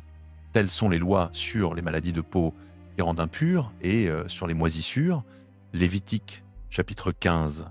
Parlez aux fils d'Israël et dites-leur, lorsqu'un homme a un écoulement de son corps, cet écoulement est impur. Que cet écoulement coule de son corps ou qu'il soit retenu, il le rend impur. Voici en quoi consiste l'impureté due à son écoulement. Tout lit sur lequel couche l'homme qui a l'écoulement est impur, et tout objet sur lequel il s'assoit est impur. Quiconque touche son lit doit laver ses vêtements, se laver à l'eau et sera impur jusqu'au soir. Quiconque s'assoit sur un objet sur lequel s'est assis l'homme qui a l'écoulement doit laver ses vêtements, se laver à l'eau et sera impur jusqu'au soir. Quiconque touche le corps de l'homme qui a l'écoulement doit laver ses vêtements, se laver à l'eau et sera impur jusqu'au soir. Si l'homme qui a l'écoulement crache sur quelqu'un qui est pur, celui-ci doit laver ses vêtements, se laver à l'eau et sera impur jusqu'au soir. Toute celle sur laquelle il monte est impure. Quiconque touche quelque chose qui était sous lui sera impur jusqu'au soir. Celui qui porte ces objets doit laver ses vêtements, se laver à l'eau et sera impur jusqu'au soir. Quiconque est touché par l'homme qui a l'écoulement sans que celui-ci ait rincé ses mains à l'eau doit laver ses vêtements, se laver à l'eau et sera impur jusqu'au soir. Tout vase de terre que touche l'homme qui a l'écoulement sera brisé, tout objet de bois sera rincé à l'eau. Lorsqu'il sera purifié de son écoulement, il comptera 7 jours pour sa purification. Il lavera ses vêtements, baignera son corps dans l'eau vive et sera pur. Le 8e jour, il prendra 2 tourterelles ou 2 jeunes pigeons, il viendra devant l'Éternel, à l'entrée de la tente de la rencontre, et les donnera au prêtre. Le prêtre les offrira, l'un en sacrifice pour le péché, l'autre en holocauste. le prêtre fera pour lui l'expiation devant l'Éternel à cause de son écoulement. Lorsqu'un homme a une émission de semences, il baignera tout son corps dans l'eau et sera impur jusqu'au soir. Tout vêtement et toute peau sur lesquels il y a de la semence seront lavés à l'eau et seront impurs jusqu'au soir. Lorsqu'un homme couche avec une femme et qu'il y a émission de semences, ils se laveront tous deux à l'eau et seront impurs jusqu'au soir. Lorsqu'une femme a son flux menstruel, son impureté due à ses règles durera 7 jours. Quiconque la touche sera impur jusqu'au soir. Tout ce sur quoi elle couche pendant ses règles sera impur, et tout ce sur quoi elle s'assoit sera impur. Quiconque touche son lit doit laver ses vêtements, se laver à l'eau, et sera impur jusqu'au soir. Quiconque touche un objet sur lequel elle s'est assise doit laver ses vêtements, se laver à l'eau, et sera impur jusqu'au soir. Que ce soit le lit ou l'objet sur lequel elle était assise, quiconque y touche sera impur jusqu'au soir. Si un homme couche avec elle et que son flux menstruel le touche, il sera impur 7 jours, et tout lit sur lequel il couchera sera impur. Lorsque une femme a un écoulement de sang pendant plusieurs jours hors du temps de ses règles, ou si son écoulement se prolonge au-delà du temps de ses règles, elle sera impure tout le temps de cet écoulement, comme pendant ses règles. Tout lit sur lequel elle couchera pendant la durée de son écoulement sera impur comme le lit de ses règles, et tout objet sur lequel elle s'assiera sera impur comme pendant l'impureté de ses règles. Quiconque touchera ces objets sera impur. Il lavera ses vêtements, se lavera à l'eau et sera impur jusqu'au soir. Lorsqu'elle sera purifiée de son écoulement, elle comptera 7 jours, et après cela, elle sera pure. Le 8e jour, elle prendra 2 tourterelles ou 2 jeunes pigeons et les apportera au prêtre à l'entrée de la tente de la rencontre.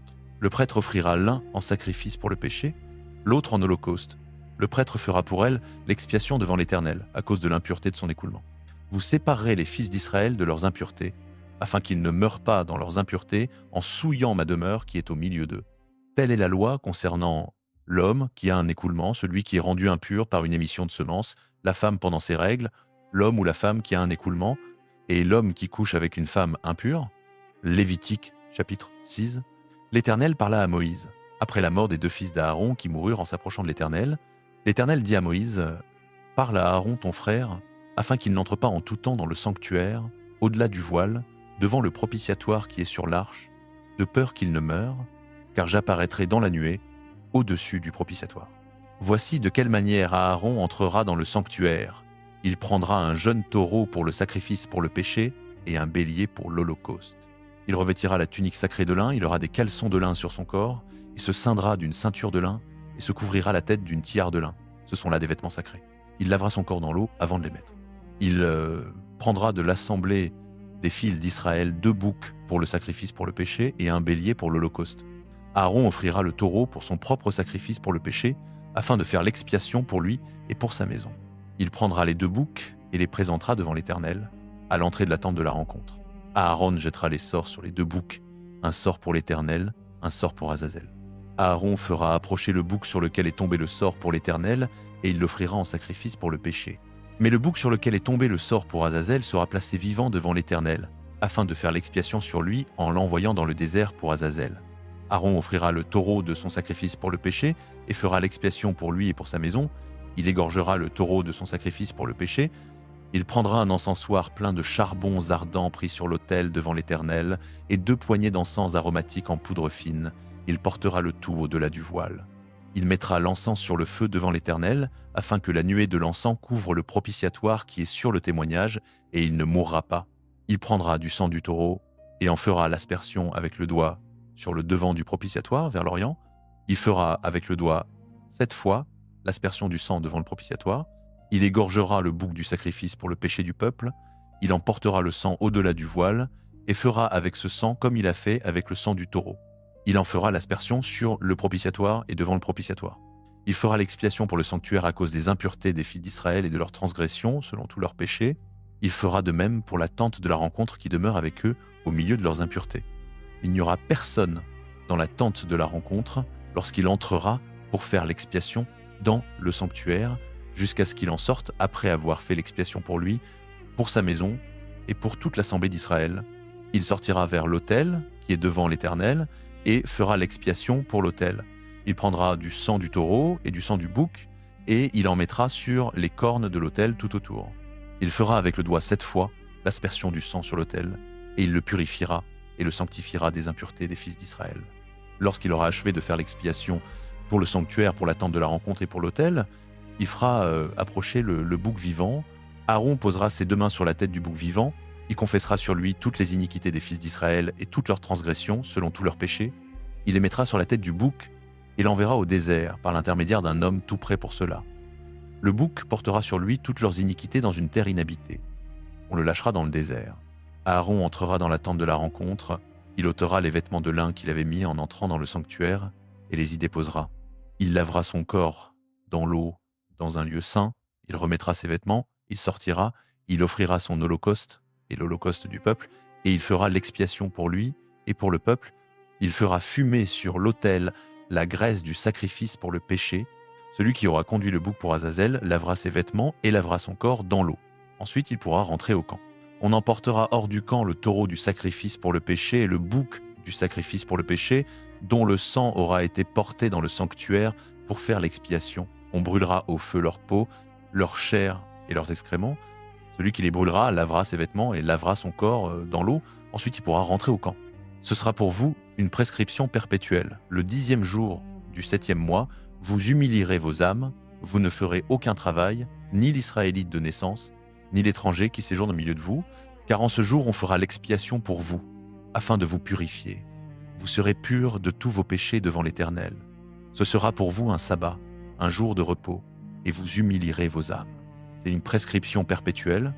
L'expiation sera faite par le sacrificateur, qui aura reçu l'onction et qui aura été consacré pour exercer le sacerdoce à la place de son père. Il revêtira les vêtements de lin, les vêtements sacrés. Il fera l'expiation pour le sanctuaire très saint, pour la tente de la rencontre et pour l'autel. Il fera l'expiation pour les sacrificateurs et pour tout le peuple de l'assemblée. Ce sera pour vous une prescription perpétuelle. Une fois par an, on fera l'expiation pour tous les péchés des fils d'Israël. Et l'on fit comme l'Éternel l'avait ordonné à Moïse. Lévitique chapitre 17. L'Éternel parla à Moïse et dit « Parle à Aaron, à ses fils et à tous les Israélites, et dis-leur, voici ce que l'Éternel a ordonné. Si un homme de la maison d'Israël égorge un bœuf, un agneau ou une chèvre, dans le camp ou hors du camp, sans l'amener à l'entrée de la tente de la rencontre pour en faire une offrande à l'Éternel devant le tabernacle de l'Éternel, le sang sera imputé à cet homme. Il a répandu le sang, cet homme-là sera retranché du milieu de son peuple. C'est afin que les Israélites amènent à l'Éternel les victimes qu'ils sacrifient maintenant dans les champs. Ils les amèneront au sacrificateur devant l'Éternel à l'entrée de la tente de la rencontre, et ils les offriront à l'Éternel en sacrifice de communion. Le sacrificateur en répandra le sang sur l'autel de l'Éternel, à l'entrée de la tente de la rencontre, et il brûlera la graisse en odeur apaisante pour l'Éternel. Ils n'offriront plus leurs sacrifices aux boucs avec lesquels ils se prostituent. Ce sera une loi perpétuelle pour eux et pour leurs descendants. Tu leur diras donc, si un homme de la maison d'Israël ou un étranger qui séjourne au milieu d'eux offre un holocauste ou un sacrifice, et ne l'amène pas à l'entrée de la tente de la rencontre pour l'offrir en sacrifice à l'Éternel, cet homme-là sera retranché de son peuple. Je tournerai ma face contre celui qui, israélite ou étranger séjournant au milieu d'eux, mangera du sang, quel qu'il soit, et je le retrancherai du milieu de son peuple. Car la vie de la chair est dans le sang, et je vous l'ai donné sur l'autel pour faire l'expiation sur l'autel pour vos âmes, c'est le sang qui fait l'expiation pour l'âme. C'est pourquoi j'ai dit aux Israélites, aucun d'entre vous ne mangera du sang, et l'étranger qui séjourne au milieu de vous ne mangera pas de sang. Si un Israélite ou un étranger qui séjourne au milieu d'eux prend à la chasse un animal ou un oiseau qui se mange, il en versera le sang et le couvrira de terre. Car la vie de toute chair, c'est son sang. Il est sa vie.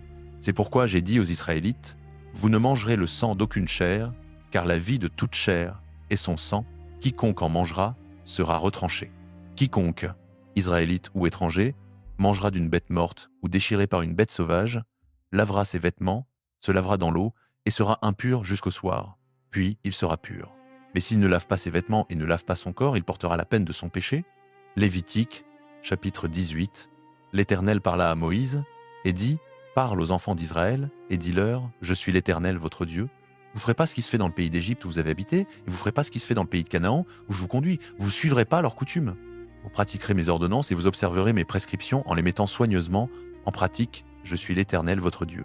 Vous observerez mes prescriptions et mes ordonnances. L'homme qui les mettra en pratique vivra par elles. Je suis l'Éternel. Nul ne s'approchera d'une proche parente pour découvrir sa nudité. Je suis l'Éternel. Tu ne découvriras pas la nudité de ton père, ni la nudité de ta mère. C'est ta mère. Tu ne découvriras pas sa nudité. Tu ne découvriras pas la nudité de la femme de ton père, c'est la nudité de ton père. Tu ne découvriras pas la nudité de ta sœur, fille de ton père, ou fille de ta mère, qu'elle soit née dans la maison ou hors de la maison. Tu ne découvriras pas la nudité de la fille de ton fils ni de la fille de ta fille, c'est ta nudité. Tu ne découvriras pas la nudité de la fille de la femme de ton père, née de ton père, c'est ta sœur.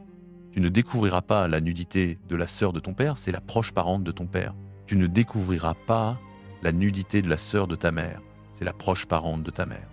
Tu ne feras pas violence à la femme de ton oncle paternel en t'approchant d'elle pour découvrir sa nudité, c'est ta tante. Tu ne découvriras pas la nudité de ta belle-fille, c'est la femme de ton fils. Tu ne découvriras pas sa nudité. Tu ne découvriras pas la nudité de la femme de ton frère, c'est la nudité de ton frère.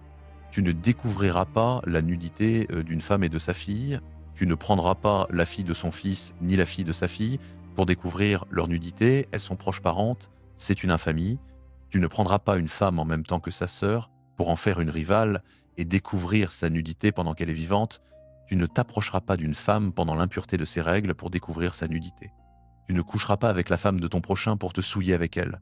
Tu ne livreras aucun de tes enfants pour le faire passer à Moloch, et tu ne profaneras pas le nom de ton Dieu, je suis l'Éternel. Tu ne coucheras pas avec un homme comme on couche avec une femme. C'est une abomination. Tu n'auras commerce avec aucune bête pour te souiller avec elle. Une femme ne s'approchera pas d'une bête pour s'accoupler avec elle. C'est une perversion. Ne vous rendez impurs par aucune de ces choses, car c'est par toutes ces choses que se sont rendues impures les nations que je vais chasser devant vous. Le pays a été souillé, je punirai son iniquité, et le pays vomira ses habitants. Mais vous, vous observerez mes prescriptions et mes ordonnances, et vous ne commettrez aucune de ces abominations, ni l'indigène, ni l'étranger qui séjourne au milieu de vous. Car toutes ces abominations, les hommes du pays qui vous ont précédés les ont commises, et le pays en a été souillé. Prenez garde que le pays ne vous vomisse si vous le souillez, comme il a vomi la nation qui vous précédait. Toute personne qui commettra l'une de ces abominations sera retranchée du milieu de son peuple. Vous observerez mes ordres et vous ne pratiquerez aucune des coutumes abominables qui se pratiquaient avant vous, afin de ne pas vous en souiller. Je suis l'Éternel votre Dieu. L'Éternel parla à Moïse et dit, Lévitique, chapitre 19. Le Seigneur parla à Moïse et dit, parle à toute l'assemblée des enfants d'Israël et dis-leur, soyez saints, car je suis saint, moi, le Seigneur votre Dieu. Chacun de vous respectera sa mère et son père, et vous observerez mes sabbats. Je suis le Seigneur votre Dieu. Ne vous tournez pas vers les idoles et ne vous faites pas des dieux de métal fondu. Je suis le Seigneur votre Dieu. Lorsque vous offrirez au Seigneur un sacrifice de communion, vous l'offrirez de manière à être agréé. On le mangera le jour où vous l'aurez offert ou le lendemain. Ce qui resterait jusqu'au 3e jour sera brûlé au feu. Si l'on en mange le 3e jour, cela sera impur et ne sera pas agréé. Celui qui en mangera portera sa faute, car il a profané ce qui est consacré au Seigneur. Cette personne sera retranchée de son peuple. Quand vous ferez la moisson de votre pays, tu ne moissonneras pas jusqu'au bord de ton champ et tu ne ramasseras pas les épis restés à terre après la moisson. Tu ne repasseras pas dans ta vigne pour glaner et tu ne ramasseras pas les grains tombés de ta vigne. Tu les laisseras pour le pauvre et pour l'étranger. Je suis le Seigneur votre Dieu. Vous ne volerez pas, vous ne mentirez pas, vous ne vous tromperez pas les uns les autres, vous ne jurerez pas faussement par mon nom, car vous profaneriez le nom de votre Dieu. Je suis le Seigneur. Tu n'opprimeras pas ton prochain et tu ne le dépouilleras pas. Le salaire du mercenaire ne restera pas chez toi jusqu'au matin. Tu ne maudiras pas un sourd et tu ne mettras pas d'obstacle devant un aveugle, mais tu craindras ton Dieu. Je suis le Seigneur. Vous ne commettrez pas d'injustice dans le jugement, tu ne feras pas exception de la personne du pauvre, et tu n'honoreras pas la personne du grand. Tu jugeras ton prochain avec justice. Tu n'iras pas répandre des calomnies parmi ton peuple, et tu ne porteras pas atteinte à la vie de ton prochain. Je suis le Seigneur. Tu ne haïras pas ton frère dans ton cœur. Tu reprendras ton prochain, afin de ne pas porter le poids de son péché. Tu ne te vengeras pas, et tu ne garderas pas de rancune contre les enfants de ton peuple. Tu aimeras ton prochain comme toi-même. Je suis le Seigneur. Vous observerez mes lois. Tu n'accoupleras pas des animaux de 2 espèces différentes. Tu ne sèmeras pas ton champ de 2 sortes de graines. Tu ne porteras pas un vêtement tissé de 2 sortes de fils. Si un homme couche avec une femme esclave promise à un autre homme, mais qui n'a pas été rachetée ni affranchie, il y aura une enquête. Ils ne seront pas mis à mort, car elle n'était pas libre. L'homme amènera au Seigneur, à l'entrée de la tente de la rencontre, un bélier en sacrifice de réparation.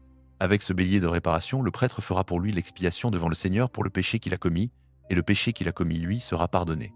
Quand vous serez entrés dans le pays, et que vous y planterez toutes sortes d'arbres fruitiers, vous considérez leurs fruits comme incirconcis. Pendant 3 ans, ils seront pour vous incirconcis. On n'en mangera pas. La 4e année, tous leurs fruits seront consacrés au Seigneur, une offrande de louange. La 5e année, vous en mangerez le fruit, c'est ainsi que vos récoltes s'accroîtront. Je suis le Seigneur, votre Dieu. Vous ne mangerez rien avec le sang. Vous ne pratiquerez ni divination ni magie, vous ne couperez pas en rond les cheveux sur vos tempes et vous ne raserez pas les bords de votre barbe. Vous ne ferez pas d'incision dans votre chair pour un mort et vous ne ferez pas sur vous d'incision tatouée. Je suis le Seigneur. Ne profane pas ta fille en la livrant à la prostitution, de peur que le pays ne se prostitue et ne se remplisse d'infamie. Vous observerez mes sabbats et vous respecterez mon sanctuaire. Je suis le Seigneur. Ne vous adressez pas à ceux qui évoquent les esprits ni aux devins, ne les recherchez pas de peur d'être souillés par eux. Je suis le Seigneur votre Dieu. Devant une tête blanche, tu te lèveras, tu honoreras la personne du vieillard et tu craindras ton Dieu. Je suis le Seigneur. Quand un étranger séjournera avec vous dans votre pays, vous ne le maltraiterez pas. L'étranger qui séjourne avec vous sera pour vous comme un Israélite de naissance. Tu l'aimeras comme toi-même, car vous avez été étranger en Égypte. Je suis le Seigneur votre Dieu. Vous n'agirez pas avec fausseté dans les jugements de longueur, de poids ou de capacité. Vous aurez des balances justes, des poids justes, un épha juste et un hin juste. Je suis le Seigneur votre Dieu qui vous ai fait sortir du pays d'Égypte. Vous observerez toutes mes lois et toutes mes ordonnances, et vous les mettrez en pratique. Je suis le Seigneur. Lévitique, chapitre 20, l'Éternel parla à Moïse et dit « Parle aux fils d'Israël, tout homme des fils d'Israël ou des étrangers résidant en Israël qui livre l'un de ses enfants à Moloch sera puni de mort, le peuple du pays le lapidera. Moi-même je tournerai ma face contre cet homme, et je le retrancherai du milieu de son peuple, car en livrant ses enfants à Moloch, il a rendu impur mon sanctuaire et profané mon saint nom. Si le peuple du pays ferme les yeux sur cet homme lorsqu'il livre l'un de ses enfants à Moloch et ne le met pas à mort, moi je tournerai ma face contre cet homme et contre sa famille, je les retrancherai du milieu de leur peuple, lui et tous ceux qui se prostituent comme lui en se livrant à Moloch. Je tournerai ma face contre celui qui se tourne vers les évocateurs de mort et les devins pour se prostituer en les suivant, et je le retrancherai du milieu de son peuple. Sanctifiez-vous et soyez saints, car je suis l'Éternel votre Dieu. Gardez mes lois et mettez-les en pratique, c'est moi, l'Éternel, qui vous sanctifie. Celui qui maudit son père ou sa mère sera puni de mort, il a maudit son père ou sa mère, son sang est sur lui. Si un homme commet l'adultère avec la femme d'un autre, avec la femme de son prochain, l'homme et la femme adultère seront punis de mort. Si un homme couche avec la femme de son père, il a découvert la nudité de son père et seront tous deux punis de mort, leur sang est sur eux. Si un homme couche avec sa belle-fille, ils seront tous deux punis de mort. Ils ont commis une abomination, leur sang est sur eux. Si un homme couche avec un homme comme on couche avec une femme, tous deux ont commis une abomination. Ils seront punis de mort, leur sang est sur eux. Si un homme prend une femme et sa mère, c'est une infamie. On les brûlera au feu, lui et elle, afin qu'il n'y ait pas d'infamie au milieu de vous. Si un homme couche avec une bête, il sera puni de mort et vous tuerez la bête. Si une femme s'approche d'une bête quelconque pour s'accoupler avec elle, tu tueras la femme et la bête. Elles seront punies de mort, leur sang est sur elles. Si un homme prend sa sœur, fille de son père ou fille de sa mère, s'il voit sa nudité et qu'elle voit la sienne, c'est une ignominie, ils seront retranchés sous les yeux des fils de leur peuple. Il a découvert la nudité de sa sœur, il portera sa faute. Si un homme couche avec une femme pendant son impureté menstruelle, il a découvert son flux et elle a découvert le flux de son sang, tous deux seront retranchés du milieu de leur peuple. Tu ne découvriras pas la nudité de la sœur de ta mère ni de la sœur de ton père, car c'est découvrir sa propre chair. Ils porteront leur faute. Si un homme couche avec sa tante, il a découvert la nudité de son oncle, ils porteront leur péché, ils mourront sans enfant. Si un homme prend la femme de son frère, c'est une impureté, il a découvert la nudité de son frère, ils seront sans enfant. Gardez toutes mes lois et toutes mes ordonnances, et pratiquez-les, afin que le pays où je vous fais entrer pour y habiter ne vous vomisse pas. Vous ne suivrez pas les coutumes des nations que je vais chasser devant vous, car elles ont fait toutes ces choses, et je les ai en horreur. Je vous ai dit, c'est vous qui posséderez leur pays, je vous le donnerai en possession, un pays où coule le lait et le miel. Je suis l'Éternel, votre Dieu, qui vous est séparé des autres peuples. Vous ferez donc une distinction entre les animaux purs et impurs, entre les oiseaux impurs et impurs, et vous ne vous rendrez pas abominables par des animaux, des oiseaux ou quoi que ce soit qui rampent sur le sol, que j'ai séparés comme impurs pour vous. Vous serez saints pour moi, car je suis saint, moi l'Éternel, et je vous ai séparés des autres peuples pour que vous soyez à moi. Si un homme ou une femme pratique l'évocation des morts ou la divination, ils seront punis de mort, on les lapidera, leur sang est sur eux. Lévitique chapitre 20 et 1. L'Éternel parla à Moïse et dit « Parle aux sacrificateurs, fils d'Aaron, et dis-leur, un sacrificateur ne se rendra pas impur parmi son peuple pour un mort, excepté pour son proche parent le plus proche, pour sa mère, pour son père, pour son fils, pour sa fille, pour son frère, ou pour sa sœur vierge qui vit encore auprès de lui et qui n'a point de mari. Pour elle, il pourra se rendre impur. Il ne se rendra pas impur pour un parent par alliance parmi son peuple, ceux qui le souilleraient. Les sacrificateurs ne se raseront pas la tête, Ils ne raseront pas les coins de leur barbe, et ils ne feront pas d'incision dans leur chair. Ils seront saints pour leur Dieu, et ils ne profaneront pas le nom de leur Dieu, car ils présentent les sacrifices consumés par le feu pour l'Éternel, le pain de leur Dieu. Ils seront saints. Ils ne prendront pas pour femme une prostituée, ni une femme déshonorée. Ils ne prendront pas une femme répudiée par son mari, car le sacrificateur est saint pour son Dieu. Tu le tiendras pour saint, car il offre le pain de ton Dieu. Il sera saint pour toi, car je suis saint, moi, l'Éternel, qui vous sanctifie. Si la fille d'un sacrificateur se déshonore en se prostituant, elle déshonore son père. Elle sera brûlée au feu. Le sacrificateur qui a la supériorité sur ses frères, sur la tête duquel a été versée l'huile d'onction et qui a été consacré pour revêtir les vêtements sacrés, ne découvrira pas sa tête et ne déchirera pas ses vêtements. Il n'entrera dans aucune maison où il y a un mort, il ne se rendra impur ni pour son père ni pour sa mère, il ne sortira pas du sanctuaire et ne profanera pas le sanctuaire de son Dieu, car la consécration de l'huile d'onction de son Dieu est sur lui. Je suis l'Éternel. Il prendra pour femme une vierge. Il ne prendra ni veuve, ni femme répudiée, ni femme déshonorée ou prostituée, mais il prendra une vierge parmi son peuple, afin de ne pas profaner sa postérité parmi son peuple. Je suis l'Éternel qui le sanctifie. L'Éternel parla à Moïse et dit, parla à Aaron et dit, aucun homme de ta descendance dans les générations à venir, qui aura un défaut corporel, ne s'approchera pour offrir le pain de son Dieu.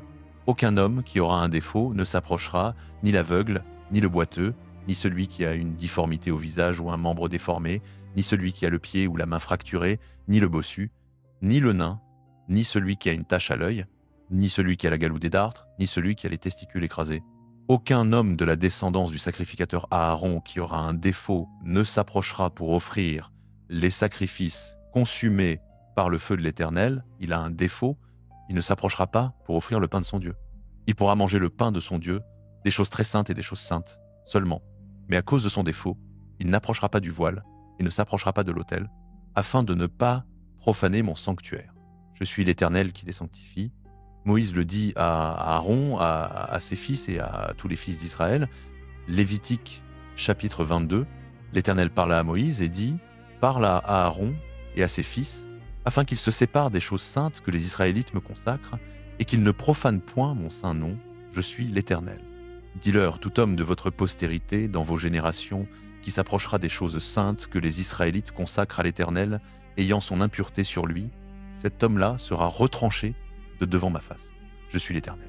Tout homme de la postérité d'Aaron qui aura une maladie de peau ou une perte de semence ne mangera point des choses saintes jusqu'à ce qu'il soit pur.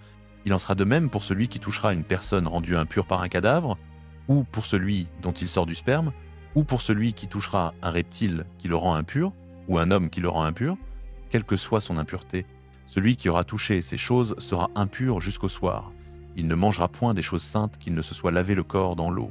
Après le coucher du soleil, il sera pur, et il pourra manger des choses saintes, car c'est sa nourriture.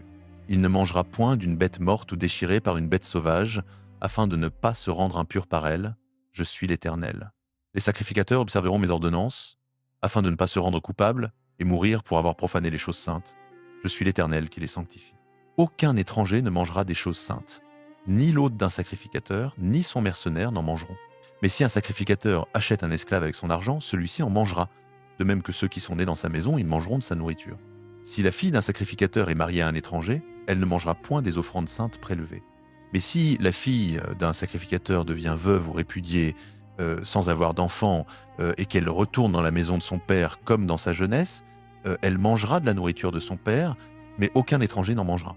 Si quelqu'un mange par erreur d'une chose sainte, il donnera au sacrificateur la chose sainte et y ajoutera un cinquième en plus. Les sacrificateurs ne profaneront point les choses saintes que les Israélites prélèvent pour l'Éternel, et ils ne feront point porter aux Israélites la peine du péché en leur faisant manger les choses saintes, car je suis l'Éternel qui les sanctifie. L'Éternel parla à Moïse et dit « Parle à Aaron, à ses fils et à tous les Israélites, et dis-leur, quiconque de la maison d'Israël ou des étrangers en Israël présentera une offrande, soit pour accomplir un vœu, soit comme offrande volontaire, et qu'il s'agira d'un holocauste offert à l'Éternel.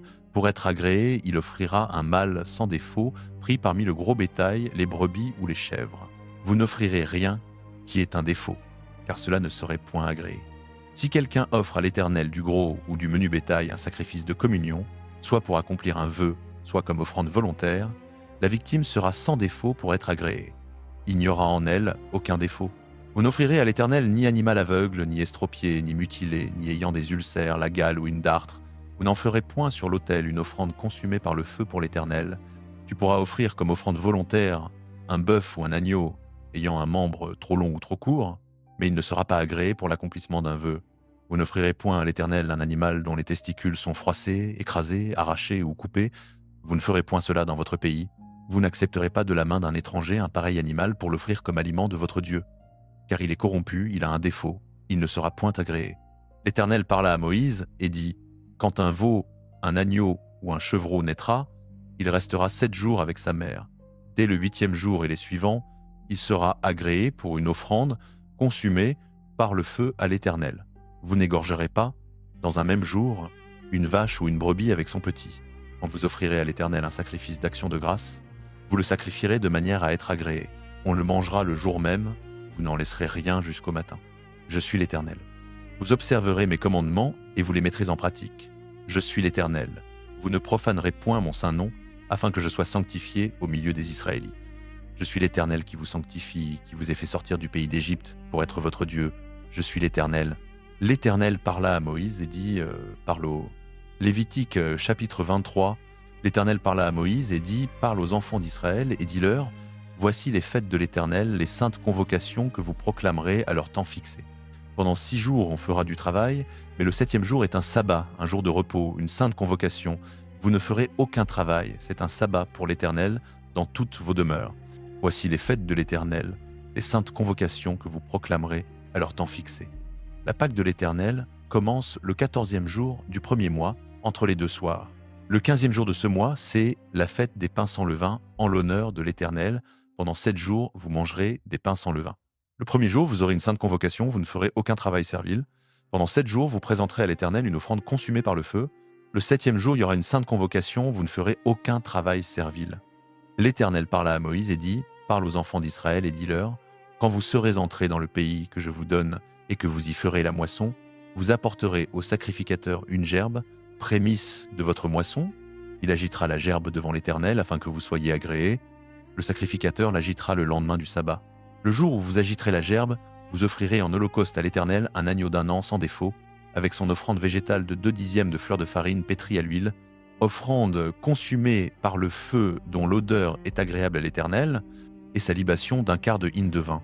Vous ne mangerez ni pain, ni grain rôti, ni grain nouveau, jusqu'au jour même où vous apporterez l'offrande à votre Dieu. C'est une prescription perpétuelle pour vos générations, dans toutes vos demeures. À partir du lendemain du sabbat, du jour où vous apporterez la gerbe de l'offrande agitée, vous compterez 7 semaines entières. Vous compterez 50 jours jusqu'au lendemain du 7e sabbat, et vous présenterez à l'Éternel une offrande de nouveaux grains. De vos demeures, vous apporterez 2 pains pour une offrande agitée. Ils seront faits de 2/10 de fleur de farine et cuits avec du levain. Ce sont les prémices à l'Éternel. Vous présenterez avec ce pain 7 agneaux d'1 an sans défaut, un jeune taureau et 2 béliers. Ils seront un holocauste à l'Éternel, avec leur offrande végétale et leur libation, une offrande consumée par le feu dont l'odeur est agréable à l'Éternel. Vous offrirez aussi un bouc en sacrifice pour le péché et 2 agneaux d'1 an en sacrifice de communion. Le sacrificateur agitera ces agneaux avec le pain des prémices en offrande agitée devant l'Éternel. Avec les 2 agneaux, ils seront consacrés à l'Éternel pour le sacrificateur. Ce même jour, vous publierez qu'il y aura une sainte convocation. Vous ne ferez aucun travail servile. C'est une prescription perpétuelle pour vos générations, dans toutes vos demeures.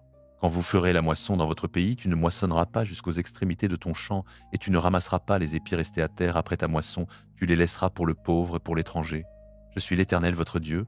L'Éternel parla à Moïse et dit, parle aux enfants d'Israël et dis-leur, le 1er jour du 7e mois, vous aurez un repos solennel, un rappel au son des trompettes, une sainte convocation.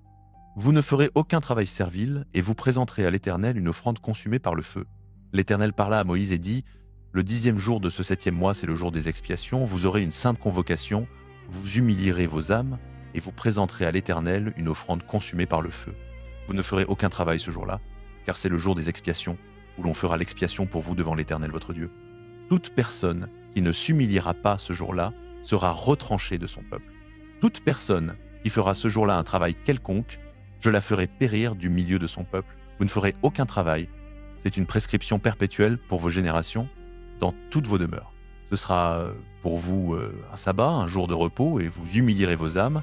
Dès le soir du 9e jour du mois, jusqu'au soir suivant, vous célébrerez votre sabbat.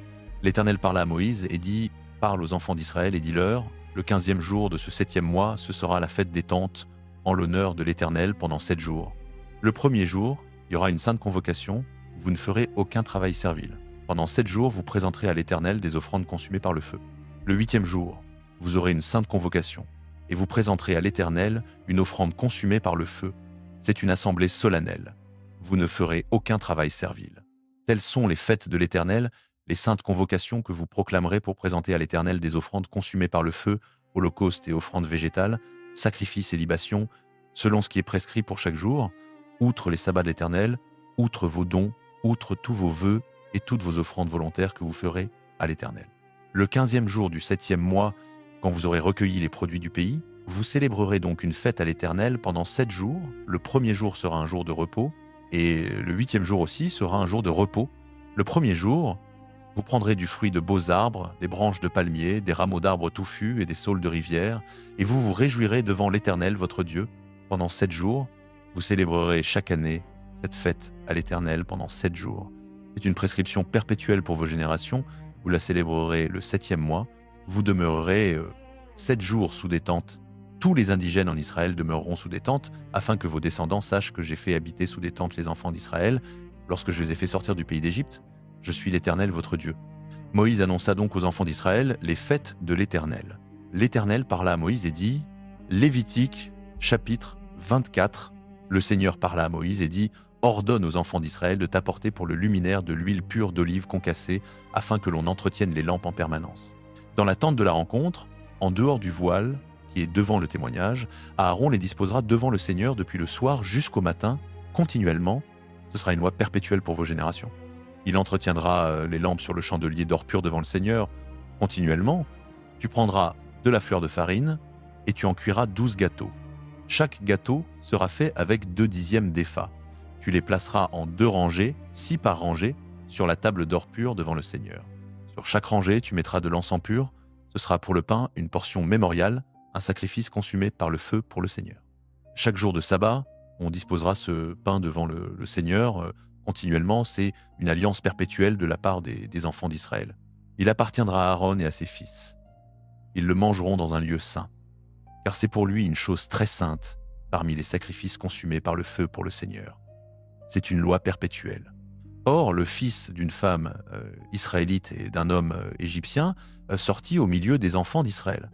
Et ce fils de la femme israélite et un homme israélite se disputèrent dans le camp. Le fils de la femme israélite prononça le nom d'une manière injurieuse et le maudit. On l'amena à Moïse. Le nom de sa mère était Shélomis, fille de Dibri, de la tribu de Dan. On le mit en garde jusqu'à ce que la volonté du Seigneur leur fût clairement indiquée. Le Seigneur parla à Moïse et dit « Fais sortir le blasphémateur hors du camp, tous ceux qui l'ont entendu poseront leurs mains sur sa tête et toute l'assemblée le lapidera. Tu parleras aux enfants d'Israël et tu diras « Quiconque maudira son Dieu portera son péché. Celui qui prononce le nom du Seigneur d'une manière injurieuse sera puni de mort. Toute l'assemblée le lapidera. Qu'il soit étranger ou israélite de naissance, s'il prononce le nom d'une manière injurieuse, il sera puni de mort. Celui qui frappera mortellement un homme quel qu'il soit sera puni de mort. Celui qui frappera mortellement une bête fera restitution, bête pour bête. Si quelqu'un cause une blessure à son prochain, on lui fera comme il a fait, fracture pour fracture, œil pour œil, dent pour dent, on lui fera la même blessure qu'il a faite à autrui. Celui qui tue une bête la remplacera. Celui qui tue un homme sera mis à mort. Vous aurez une même loi pour l'étranger et pour l'israélite de naissance, car je suis le Seigneur votre Dieu. Moïse parla aux enfants d'Israël. Ils firent sortir le blasphémateur hors du camp, et ils le lapidèrent. Les enfants d'Israël firent comme le Seigneur l'avait ordonné à Moïse. Lévitique, chapitre 25. Parlez aux fils d'Israël et dites-leur, quand vous serez entrés dans le pays que je vous donne, la terre elle-même observera un sabbat pour l'Éternel. Pendant 6 ans, tu sèmeras ton champ. Pendant 6 ans, tu tailleras ta vigne et tu en recueilleras le produit. Mais la 7e année, ce sera un sabbat de repos pour la terre, un sabbat pour l'Éternel. Tu ne sèmeras pas ton champ et tu ne tailleras pas ta vigne. Tu ne moissonneras pas ce qui repoussera de ta moisson et tu ne vendangeras pas les grappes de ta vigne non taillées. Ce sera une année de repos pour la terre.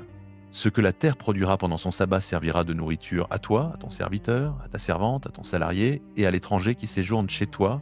Tout son produit servira aussi de nourriture à ton bétail et aux animaux qui sont dans ton pays. Tu compteras 7 semaines d'année, 7 fois 7 ans, c'est-à-dire 49 ans. Le 10e jour du 7 des mois, le jour des expiations, vous ferez retentir la trompette dans tout votre pays. Vous sanctifierez la 50e année et vous proclamerez la liberté dans le pays pour tous ses habitants. Ce sera pour vous le jubilé. Chacun de vous retournera dans sa propriété et chacun retournera dans son clan. La 50e année sera pour vous le jubilé. Vous ne sèmerez pas, vous ne moissonnerez pas ce qui repoussera, vous ne vendangerez pas les vignes non taillées, car c'est le jubilé. Cela sera saint pour vous, vous mangerez ce que le champ produira de lui-même. En cette année de jubilé, chacun entrera dans sa propriété. Quand tu vendras quelque chose à ton prochain, ou quand tu achèteras de ton prochain, que personne ne laisse son frère. Tu achèteras de ton prochain en tenant compte du nombre d'années écoulées depuis le jubilé, et il te vendra en tenant compte du nombre d'années de récolte. Plus il y aura d'années, plus tu augmenteras le prix. Moins il y aura d'années, plus tu diminueras le prix. Car c'est un certain nombre de récoltes qu'il te vend. Ne vous lésez pas les uns les autres, mais crains ton Dieu, car je suis l'Éternel, votre Dieu. Mettez en pratique mes lois, gardez mes ordonnances et pratiquez-les. Vous habiterez alors en sécurité dans le pays, la terre donnera son fruit, vous mangerez à satiété, et vous y habiterez en sécurité. Peut-être direz-vous, que mangerons-nous la 7e année, puisque nous ne sèmerons pas et ne récolterons pas nos produits. Je vous enverrai ma bénédiction la 6e année, et elle donnera de quoi nourrir pendant 3 ans. Vous sèmerez la 8e année et vous mangerez des anciennes récoltes, jusqu'à la 9e année, jusqu'à l'arrivée de sa récolte, vous mangerez les anciennes. La terre ne sera pas vendue à perpétuité, car la terre m'appartient, et vous êtes chez moi comme des étrangers et des hôtes. Dans tout le pays que vous posséderez, vous accorderez un droit de rachat pour la terre.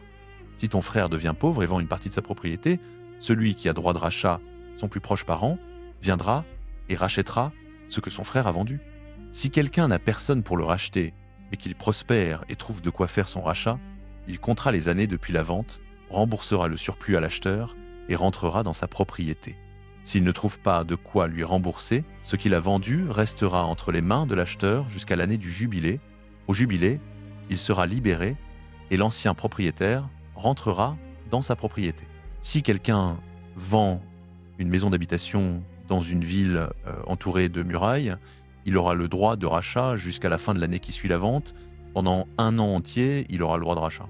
Si elle n'est pas rachetée avant la fin d'une année entière, la maison qui est dans la ville entourée de murailles appartiendra définitivement à l'acheteur et à ses descendants. Elle ne sortira pas au jubilé.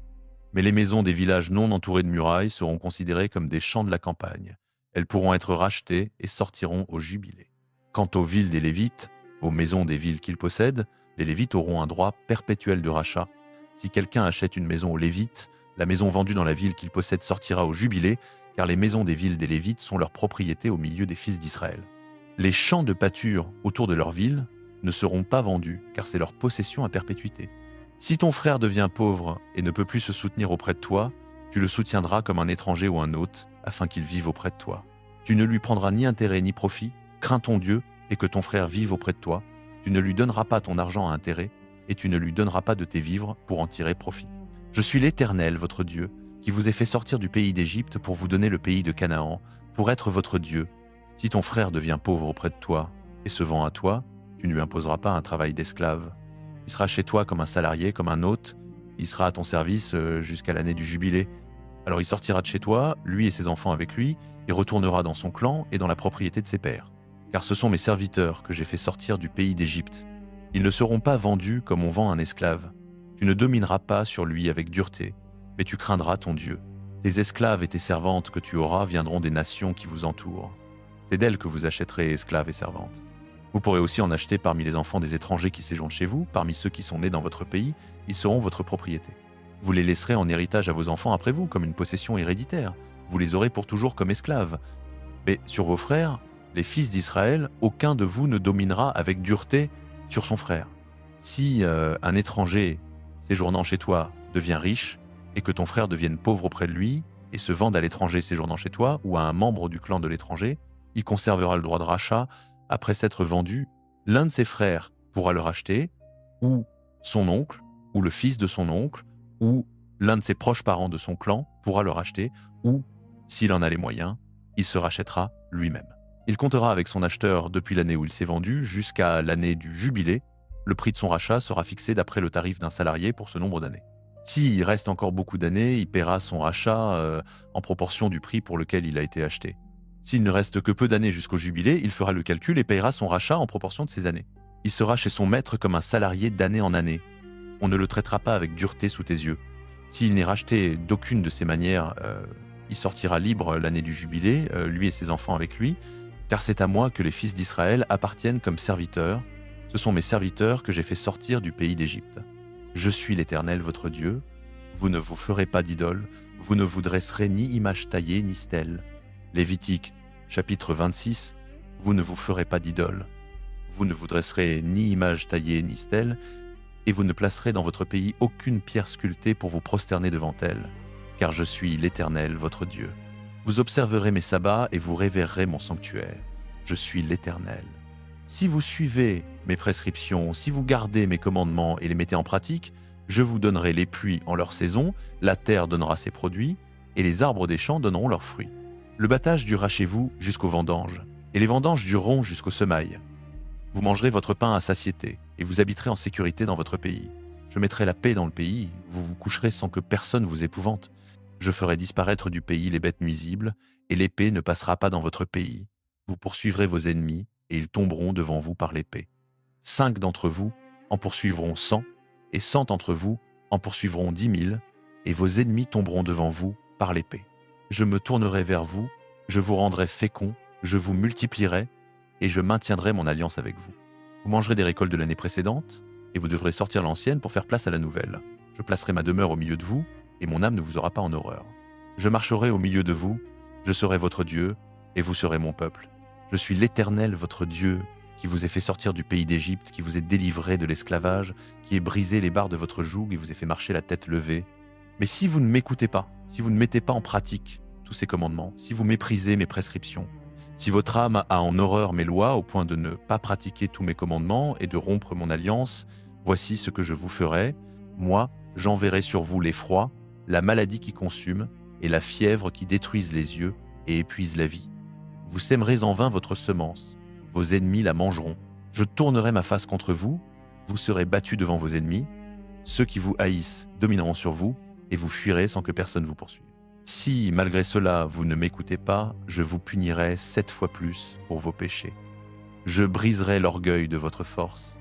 Je rendrai votre ciel comme du fer et votre terre comme de l'airain.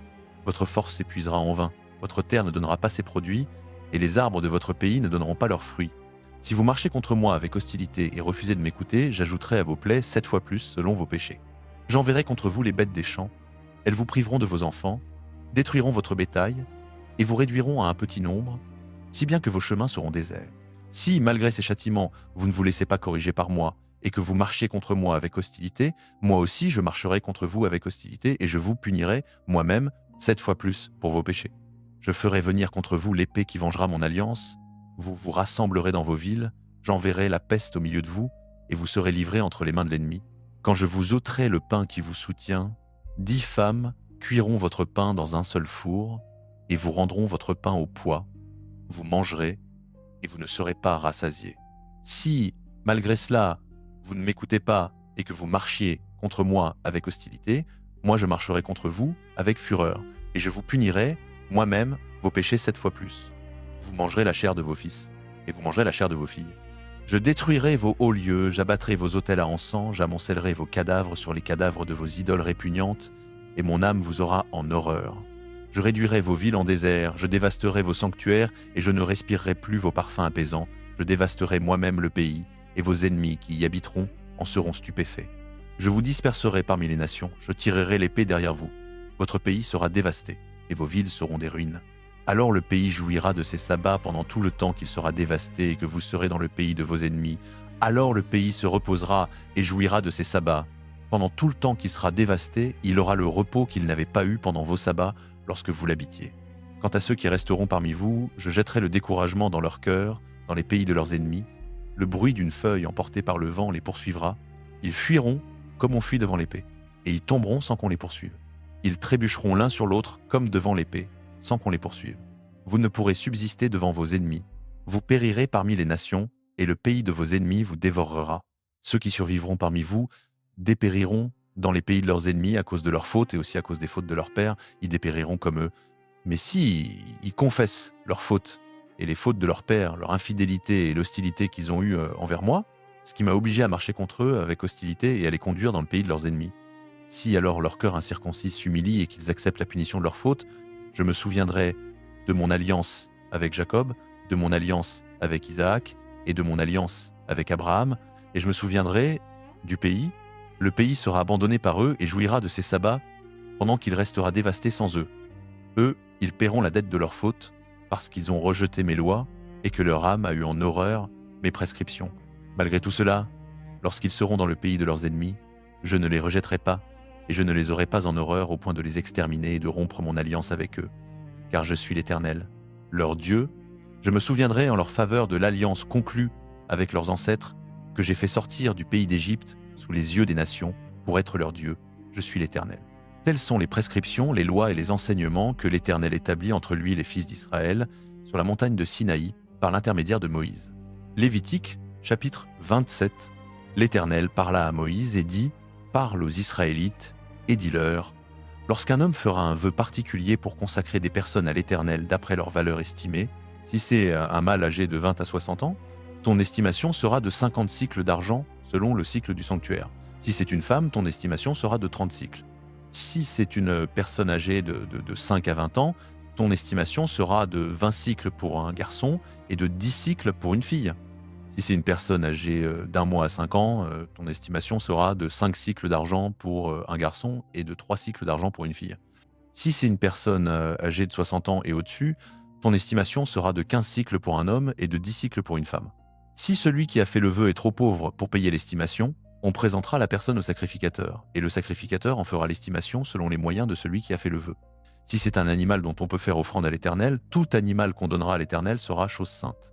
On ne le changera point et on n'en mettra pas un autre à sa place, ni un bon pour un mauvais, ni un mauvais pour un bon. Si on remplace un animal par un autre, l'animal et celui qui le remplace seront tous deux choses saintes. Si c'est un animal impur dont on ne fait pas offrande à l'Éternel, on présentera l'animal au sacrificateur. Le sacrificateur en fera l'estimation selon qu'il sera bon ou mauvais, et l'on s'en tiendra à l'estimation du sacrificateur. Si on veut le racheter, on ajoutera un cinquième à l'estimation.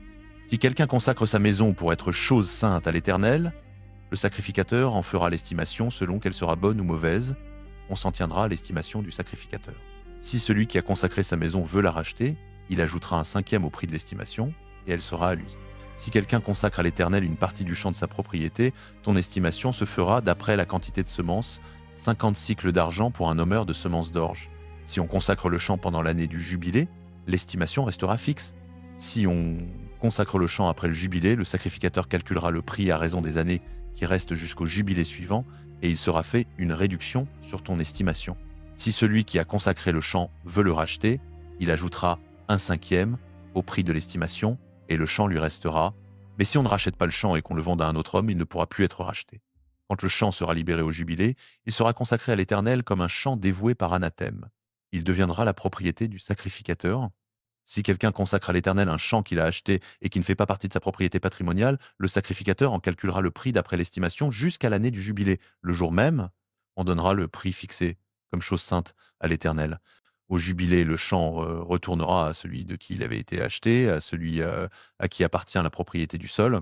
Toute estimation se fera d'après le cycle du sanctuaire, 20 guéras font un cycle. On ne pourra consacrer le premier-né d'un animal, car le premier-né appartient déjà à l'Éternel, soit bœuf, soit agneau ou chevreau, il est à l'Éternel.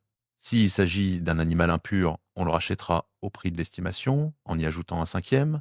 S'il n'est pas racheté, on le vendra au prix de l'estimation. Toute chose qu'un homme dévouera par anathème à l'Éternel, parmi tout ce qui lui appartient, personne, animal ou champ de sa propriété, ne pourra être vendu ni racheté. Tout ce qui est dévoué par anathème est très saint à l'Éternel. Aucune personne dévouée par anathème ne pourra être rachetée, elle sera mise à mort. Toute dîme de la terre, soit des produits du sol, soit du fruit des arbres, appartient à l'Éternel, elle est consacrée à l'Éternel. Si quelqu'un veut racheter une partie de sa dîme, y ajoutera un cinquième.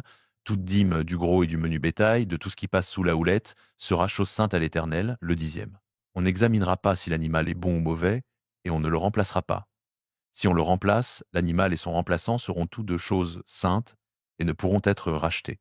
Tels sont les commandements que l'Éternel donna à Moïse pour les Israélites sur la montagne de Sinaï.